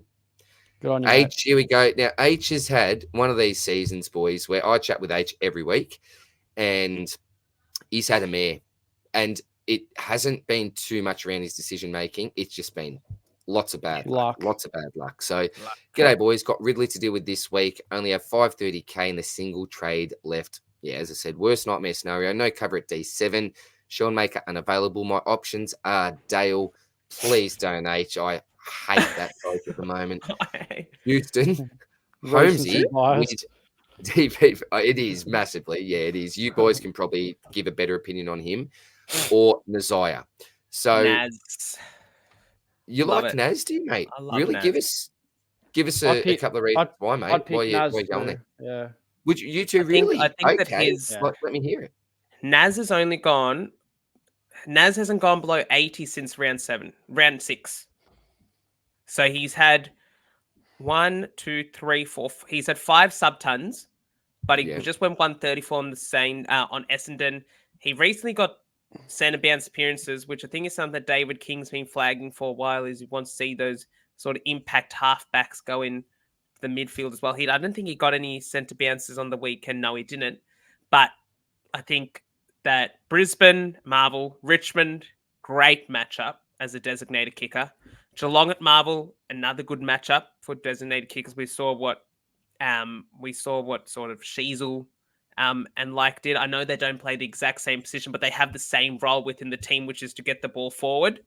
And Carlton, not the best matchup, but still at Marvel. I think off those 4 Holmes a couple of weeks ago, we were saying we were quite surprised that he hasn't sort of how consistent he's been, but we've seen a couple of floor games from Holmes in the last couple of weeks, and I think next year is the year that he really breaks out.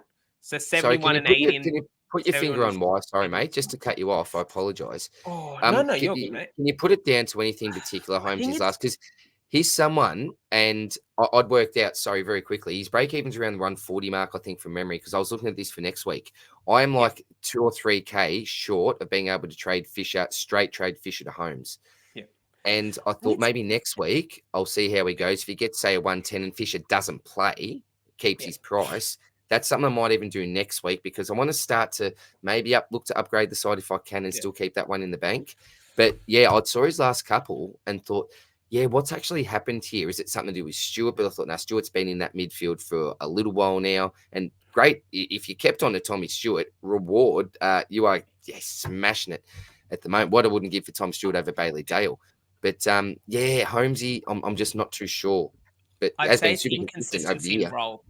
It'd be something. Okay. That's what I put my finger on. So in the last, I'll go from round 10. So 40. These are CBA numbers: 41, 69, 69, 50, 69, 3, 14, 11, and back up to 50, 66.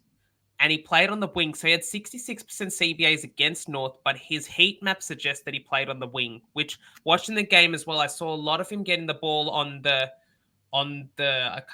non-broadcast side, which suggests that he was playing a wingish type role. But if he's playing CBA wing, when he was playing as the designated kicker out of halfback, I think his scoring was much more consistent. And now we're sort of seeing games being dictated on where the ball is. And we've seen with a lot of players, Jack Sinclair, for instance, that CBAs doesn't just Jaden Short a couple of years ago. CBAs don't mean better scoring. And some players aren't designed to be contested midfielders, whereas other players like a Rory Laird going from halfback to into the midfield elevates their scoring because the contested possession is what's missing from their game. That's what you get from going into the midfield. I think Holmes' kicking ability makes him most suited to a designated kicking role. And that's what is leading to this inconsistent scoring but also part of it is the fact that he's still a young player. I think he's only 22. Yeah. He's also in his 4th season as well. So 21 even. So he's even younger. So this is probably not the year where it's going to break out. I think next year is the one where he really breaks out now and is what will be his 5th season. Sorry. Yep. Lovely. And I think just very quickly on Houston, if you just want to go with the pack, go with Houston. Yeah. And Dale, I just wouldn't recommend at the moment. Being given some 70s and Kane Farrell has killed the Houston pick. It's last year was Ryan Burden. This year it's Kane Farrell. Like if Houston plays for Melbourne and Stephen May gives over kicking duties, Houston will average 110.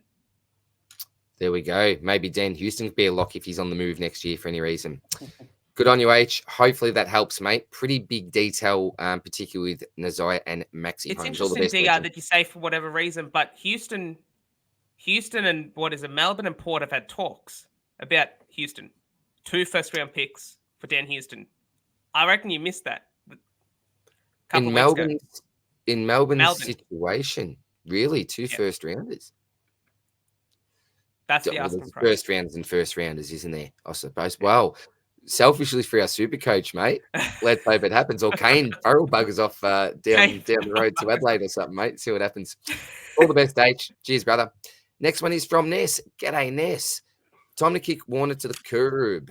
Best replacement on the run home from Neil, Dunkley, Cripps, Treloar, Brayshaw. Thanks, guys.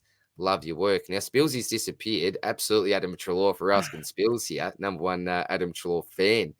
Is it too late? Are we close enough to the end of the season now where we can just say it is okay? The only thing, I'm going to flag this. The last 2 games are North and GWS. So for the Bulldogs, North, you've got Will Phillips. GWS, you have Bedford. Now, who does Bedford go to in the GWS matchup? Is it Bont? Is it Treloar? Is it Richards? It's like playing Chook's Lotto. Chook's Lotto, I love that. Yeah, it is, isn't it? You're right. Brayshaw's been a nice pod. I heard George on his review talking about Andy Brayshaw. Neil, well, do we think potentially he could get tagged next week? Tell us about your boy Cripper. Would he be someone you'd recommend to bring in, mate? Surprisingly to me, got the tag last week. I thought it was definitely going to Walsh, but Cripps, yes or no? Yeah. Very quick, yes or no? Yeah. There's no tags I can see coming up unless Liam Stocker does a role in round 24 against his old captain. But yeah, Collingwood, Hawks, West Coast, St Kilda, 4+. Not the Hawks matchup, but the other 3 are plus matchups for midfielders. So I really like the pick. Iron off his second Brownlow, but I think more importantly for him, I think he's going to be really doing all he can to get us into the top 4 to finish this season off. So look, it's hard to go past Dunkley Neil because Collingwood Essendon right now look like 2 prime matchups to end the season in the preliminary and grand finals. Both teams don't necessarily tag MCG and Gabba for those 2 games. I would hazard to go Neil just because even when he gets tagged, he gets respectable scores. The pick that I feel safest is Cripps or Dunkley, but Treloar is really the smoke. If you can look past the tags, he's gone back-to-back 140s, probably looking at All-Australian 22 for the first time in his career. That's the real pod plan. Those are the pods, we're talking about where one team has a Took, another team has a Trelaw.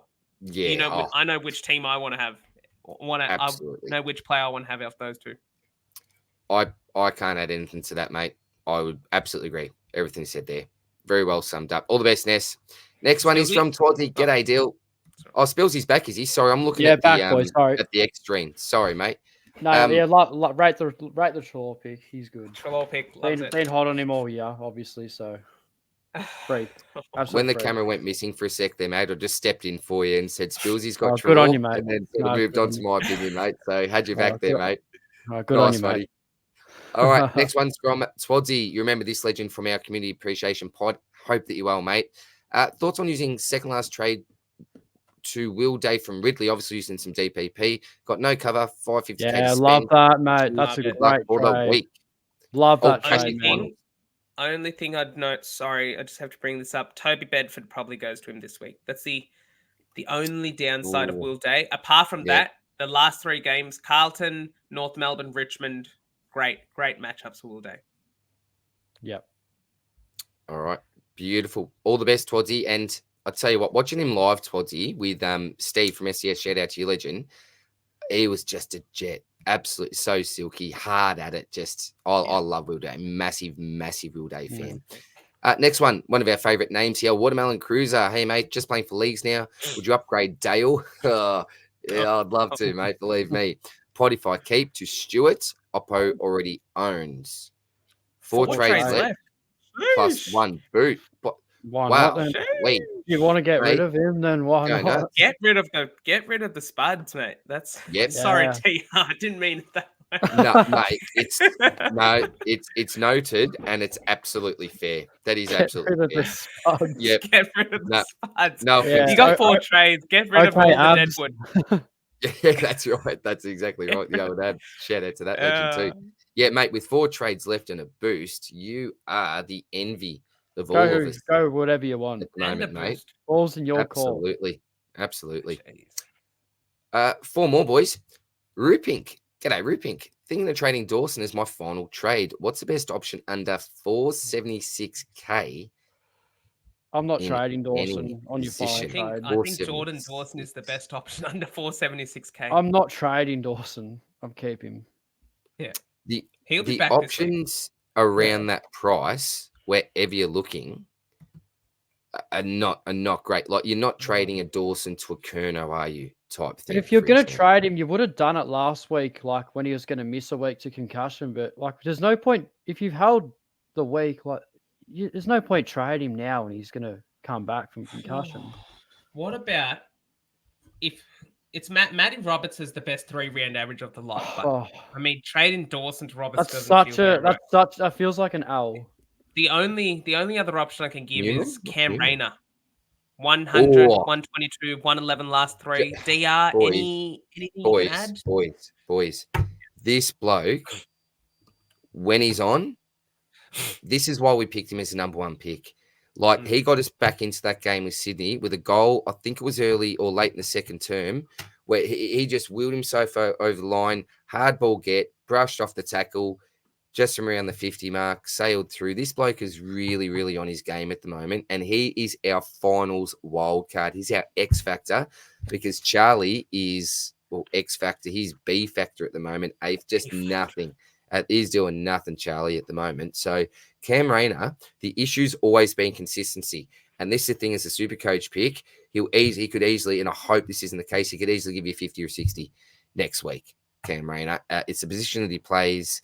I like the fact he's been running a little bit in that midfield at times, but in current form, you could go a lot worse, but don't be surprised. Like, don't come back and go, DR, this bloke's giving me a couple of 50s here. You've stuffed my league finals. Don't come back and give me a slap for that. No. We're desperate here at the moment for price, and if you're looking for someone with upside, then it could potentially be Cam, but consistency has always been a huge, huge issue.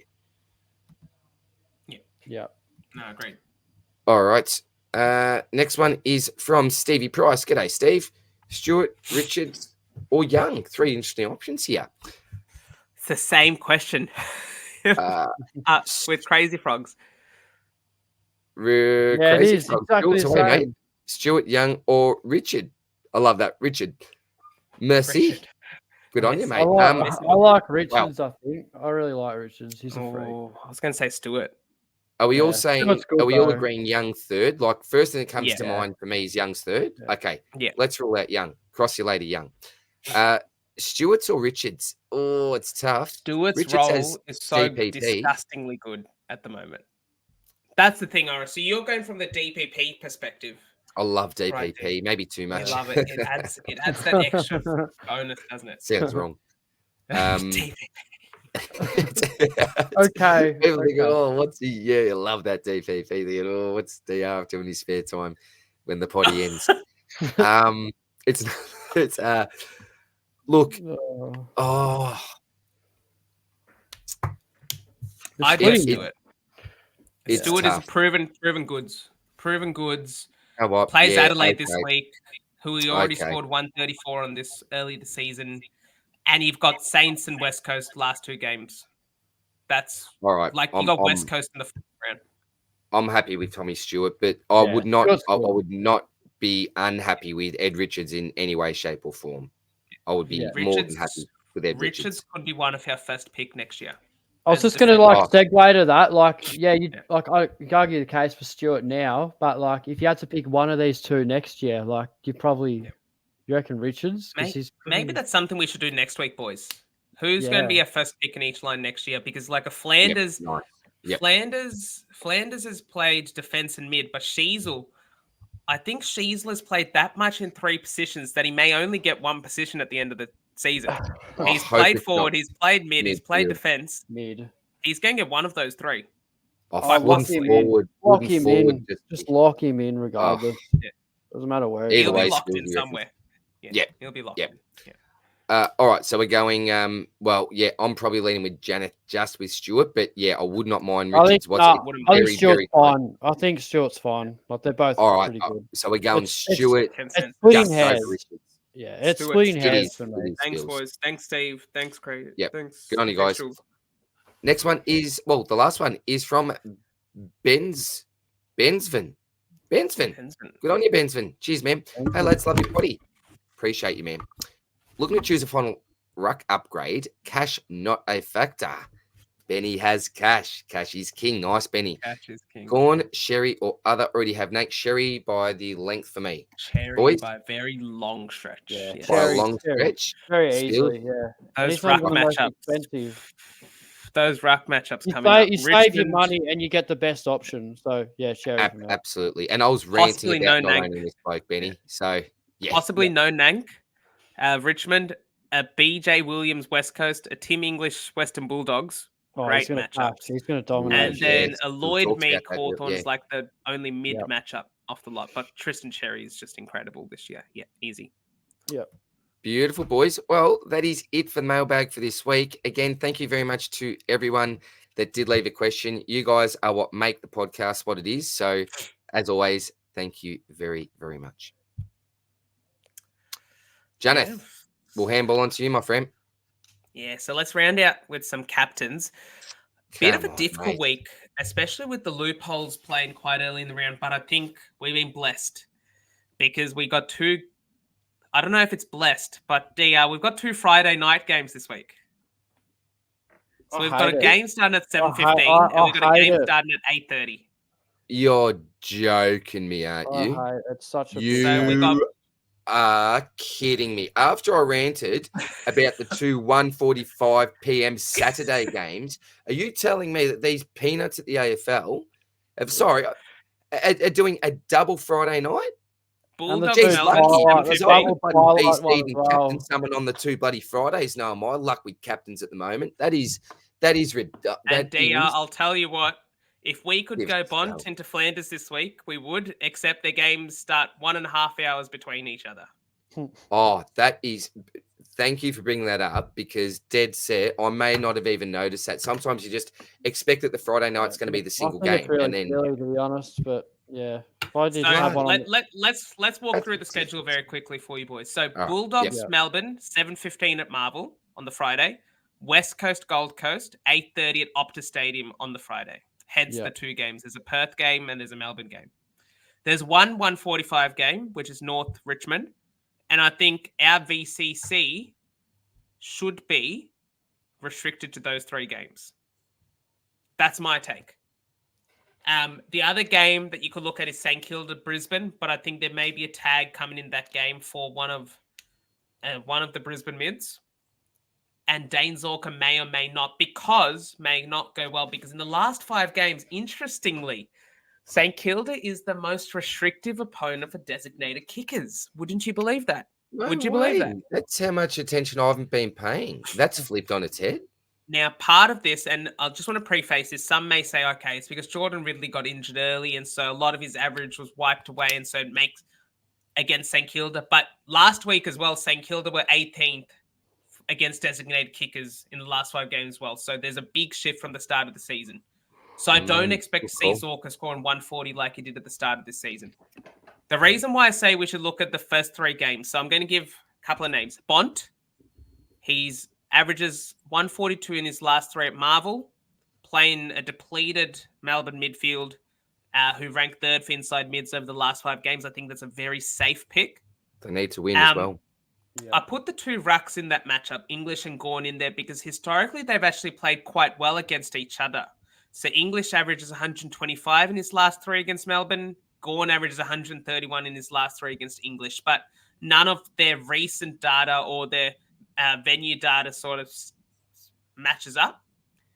Noah Anderson, the Noah coaster, like you can go there if you want. I hate this one, Janath, because I did this one. I VC'd him 2 years ago against Anderson. West Coast over there. Yeah. I owned Anderson 2022. I remember VCing him, and he absolutely sputtered up. So yeah, doesn't like it. This is definitely one for the brave-hearted. But Flanders, we've seen just how consistent he is. 141, 128, 106 last 3, 125 as a 3-game average. I think he's in for a big one.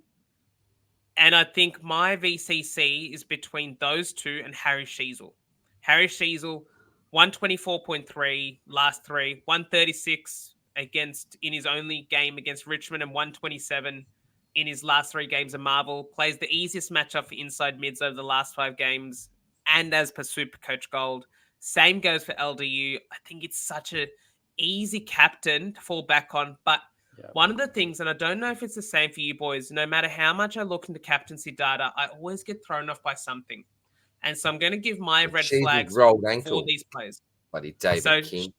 So we're thinking about Sheasel rolled ankle. We're thinking about Bont. Oh, he's got like back surgery, back like pain or something. Yeah, it doesn't mean much. I'm sure something else happened early this year where there was a player, or I think it was Max Gawn doing the pre-game test. And then he goes and scores 179. Right. Yeah, that's right. He got that. But Billsy it's like these sort of things. Yeah. And this week, I'll tell you what it's going to come down to. Bontempelli, 5-game break, coming out of Sydney. All the matchup data is there. But do you trust the 5-day break? Like, how good do players play? I saw on the weekend when Carlton came a 5-day break, we looked so slow. Will the Bulldogs be the same? Are they a different team? And then for Sheasel, if Jack Graham is in, like, is there any way that he doesn't get tagged? I'd like to VC Sheasel, to be honest, and then see what happens. It's such a dangerous antipod with Bontempelli. Like, this is exactly what I was talking to you about before, DR and Spills as well, with regards to VCing a player that your opposition doesn't see, because you don't know if your opposition is going to VC Bont or not. You can see that with Sheasel because the game is everything is up to date. Yeah, it's but the other matchup there is Tristan Cherry. If Nank isn't playing, safe as houses C. And then also, I don't mind Tom Stewart against Adelaide. At GMHBA, he should feast in that matchup. So, look, going off those first 4 games, I think that's where captaincy should be held. Otherwise, if you're really looking to VC sort of Sheasel into someone, Brodie Grundy against Port Adelaide is also not a bad shout. Because Jordan Sweet, yes, he's been okay, but I think Brodie Grundy playing at Adelaide Oval, a venue which is normally favourable for ruckman, and a venue where Brodie Grundy has played well at in the past, 154 earlier this year against Adelaide. I think that was against Strachan. I think he should be in for another big one at Adelaide Oval. Don't mind that call. Then Brodie Grundy will be hungry, as will all of his teammates, I think, after their performance last couple of weeks. Yeah, look, Comes down to me, probably a couple of decisions. For the VC, it's going to be Bont versus Flanders. Yeah. I think for me. I've been saying it week upon week. Flanders is such a safe option. Such a safe option for a ton. Has not gone under the ton. So that's a big decision for me. And then it's probably Sheasel or Grundy, as you mentioned, mate. So don't mind that matchup for Grundy. Spills, I know what you're saying, mate. Ideally, and this is the advice we give all the time, Janath, is that ideally you want to VC the bloke that you'd love to captain, obviously. Yeah, there's not much really to fall back on, though. Sheasel is probably that bloke for me. And that's the risk, isn't it, that you run, DR, where you do that and you're playing your tunnel vision yourself into saying Sheasel is the player I want to VC. And then if Sheasel scores 115, you've got no one else to fall back on that you trust as much as a Bont or a Flanders would do, because I think that the end goal here is not to chase the 150. I think it's so hard to predict the one. I think what we need to do is chase the 130 and find the easiest way to get there. All right, can you quickly answer me this question? So we VCC in Flanders on a Friday night. Are we going to be happy and satisfied with a 122 captain score, vice captain score? Maybe satisfied isn't the work, or happy. I'd roll the dice. Just on the background playing? No, I'd roll the dice on Shees. Stuff it. Jack Graham's playing. I'm too conservative. I would take it. Yeah. If you didn't play, would you be that big on Sheasel? I'd go. You would. Sheasel. That's probably I probably agree with that, actually. Are we saying the better decision then is to just chuck him as a VC? Yeah. If we're that, but Sarong versus Essendon isn't a bad matchup. I don't think. If you really as need your fallback, someone to fall on, like someone desperate, like even a Zorko, I guess. But it's like G, though. The matchup card isn't there. I don't know. How about Xerrit versus Frel?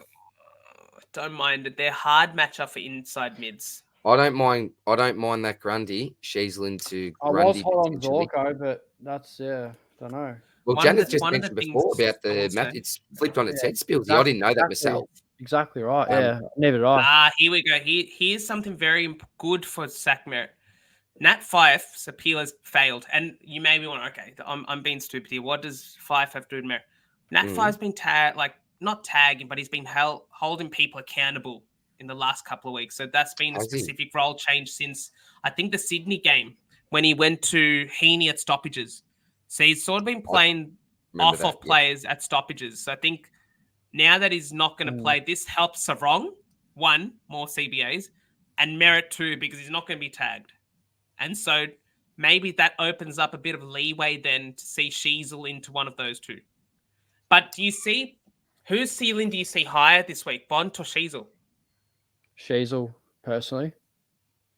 Ceiling, I reckon. Ceiling. Yeah, I reckon Sheasel can absolutely carve them up.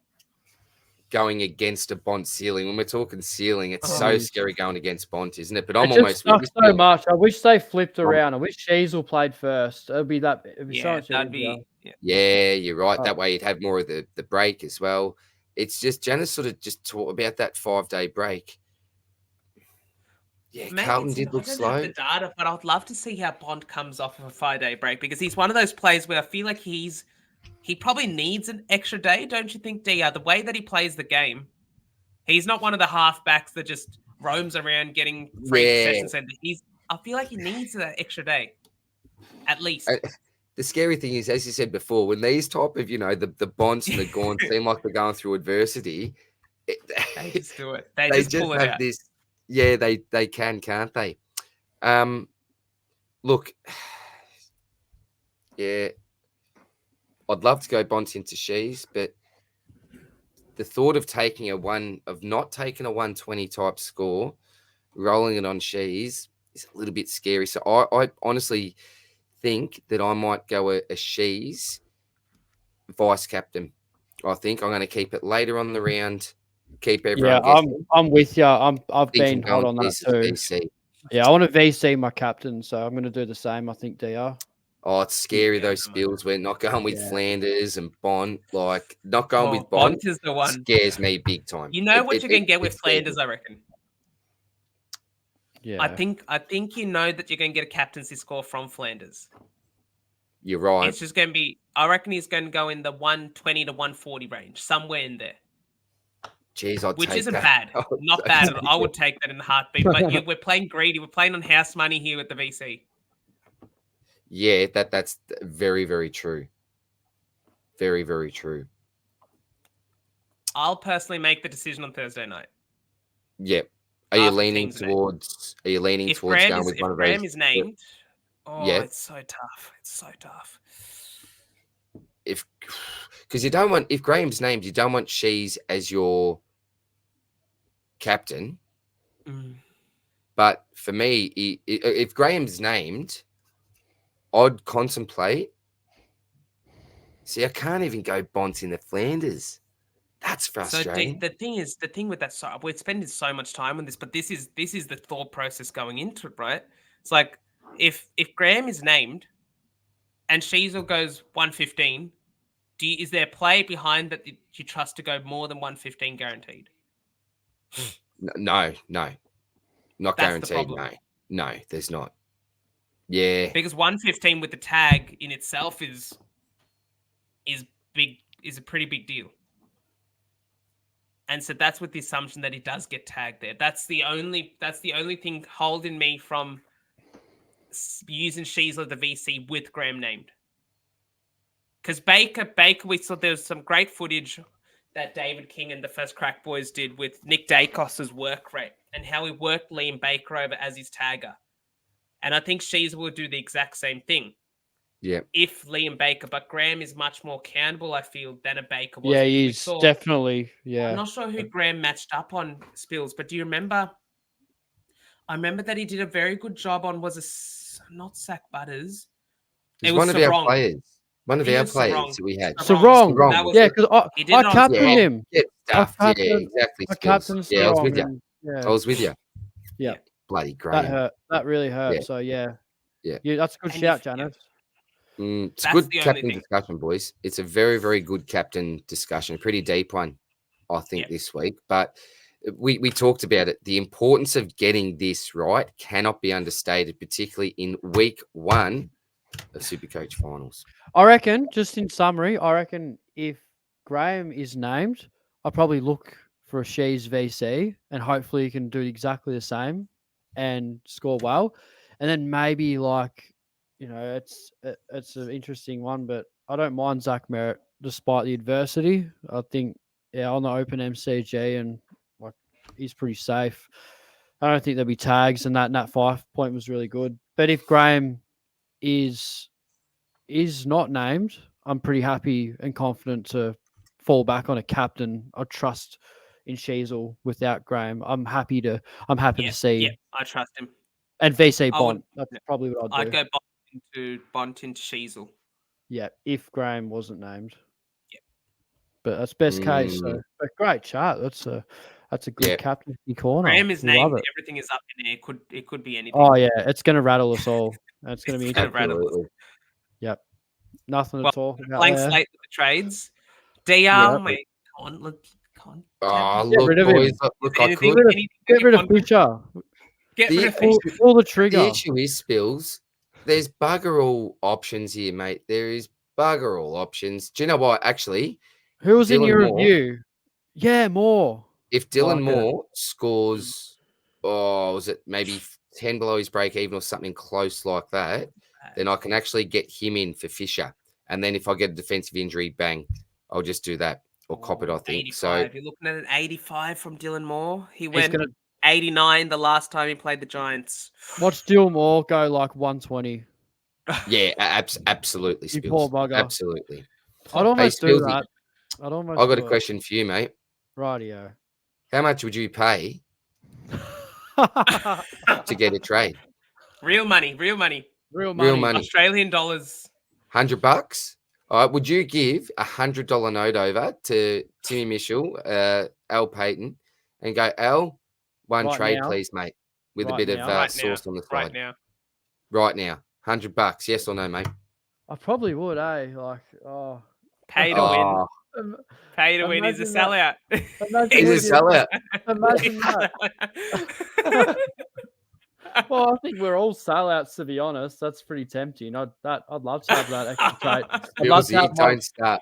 Once you started, mate, that would be it. You're like Timmy. You're getting the shakes. Just one more, mate. One more. Do you know what's going to happen? You get into the cash. We're talking about Come all on this now. strategy, right? Everyone on tick. You're in a $1,000 final pot cash league. $50 buy-in. You get to the final. You're 50 points down. You got a donut, and then you're like, oh, come on, one trade here. Come on, Timmy. Get the $100 because the investment. You get $900 at the end because you're going to smash your opponent because they don't have money to afford that extra trade. I like that. I like good that. hypothetical, but if you could do that regularly, I'd go broke. There's no doubt but about it. Your commissioner's not releasing the money. I reckon that's what's going to happen. That's right. No, it's not happening. Love it. Yeah, what you wouldn't give sometimes, boys, to have a couple of extra trades. I reckon there'd be a few of us out there that would give some financial compensation for a couple. Financial compensation. There we go. Boys. It's a massive one. Look, even when we don't have anything to talk about, we find something to talk about. Always find a way. 2 hours, boys. I reckon, though, it's, as always, the best time of the week. Look at these hoodies. You can get yours at supercoachswordplay.com. You can get the T-shirts. Easy. Hang on. You can get the T-shirts with us on the back of it. Bang. There we go. And you can get the beanies, obviously, at the store as well. So and the book, the notebook. And the notebook, obviously. And also, you'll see in a couple weeks, but the stubby holders. We do have the Swordplay stubby holders as well, and the pullovers. We got everything. We're going to extend the range for next season as well. Stay tuned for that. But boys, do we have any last minute advice for anyone ahead of their league final, whether it be a cashy or if they're going for rank? What is their last minute advice here? I suppose we gave a bit during that league section, didn't we? We did. What to do there, particularly in your Supercoach finals. Big questions that we talked about. Do you go for league if you got that cashy, or do you still go for that overall? Big decisions, personal choice, up to you. Do you prefer the cash, or do you just want to give a bit more of a head wobble with that overall rank at the end of the year and bank some nice history there? But no, apart from that, just enjoy the game. If you haven't got any trades, there's not much that you can do really, apart from really listening to that captain discussion that we had. Do some of your own research. Check out the third man up, and on that, Janath, the third man up. We may actually be completing the full. We've just got half of the third man up from week to week here, but Spills, we're going the full shape, mate. We're going the whole, as we call it in primary school, the whole, and getting our man Roscoe on next week, I believe. So Janath goes way back with Roscoe. Spills and I were lucky to meet Roscoe, knocking down a few travellers in a dodgy section. Let's just say, like, that was the funniest meet ever. Like, how random was that? Like, Brent's like, hey, Blake, Roscoe's just for like those who are watching might not be knowing what's going on here. Like DR and I and Brentos as well, we met up at Southern Cross. So we went to that BWS there and got a few travellers to walk to make sure, because we're big time potty boys, drink responsibly, of course. But we're responsible, DR. We went to the Crown and we didn't quite get him down in time because we didn't realize how close it was. So we saw this dodgy little like alleyway, and then we see like we're just chilling there, and then that's when Roscoe walks past, and we're like, it was just it was so funny, boys. I couldn't believe it. Like, what are the chances of that? Like, he's probably seeing like, who are these seedy boys just lurking over there? Let me tell you, he knew who you guys were. That's for sure. I talked a lot of positive stuff about you boys. So rest assured. I hope it was positive to make that scenario look a little bit more like right, I suppose, because I look at Janath with the wonderful sponsor we've got there with the Speedy Tees. That's magnificent, mate. That is absolutely elite. Well done. The ultimate professional. Taylor and the girls will be very impressed with that. Yeah, it's very nice, mate. Excellent. We always look after them as they look after us. But on that, boys, I'm going to wrap us up with just a little bit my piece of advice. As always, I love this phrase: a bird in a hand is worth two in a bush. If you get a good vice captain score, take it, Don't be because greedy. past performance is not a reliable indicator of future performance, as we saw on the weekend. So we don't know if they're going to come this week as well. That's is it Yui? Yui? Is that Probably. from a Yui ad? Yeah, I reckon probably. you've just done the jingle I've there. just for the copyrighted old, it. Yui We're going ad. to copyright strike. It's on SEN because that phrase is like just inbuilt into my head. So I like that one there, mate. I was going to say, I couldn't have classic said win. that much better myself, to be honest. So, well done, yeah, Yui. boys. Shout out. We'll wrap it up there then. Good luck. We love to hear how you guys go. If you got any close matchup wins, as long as it's not against one of us three. No, I'm just kidding. But Not take really. care. Good luck. I'm And not as kidding. always, we'll see you next week for another big episode of the Supercoach Swordplay podcast. And On get your your merch. legends. Good on you, Catch boys. soon.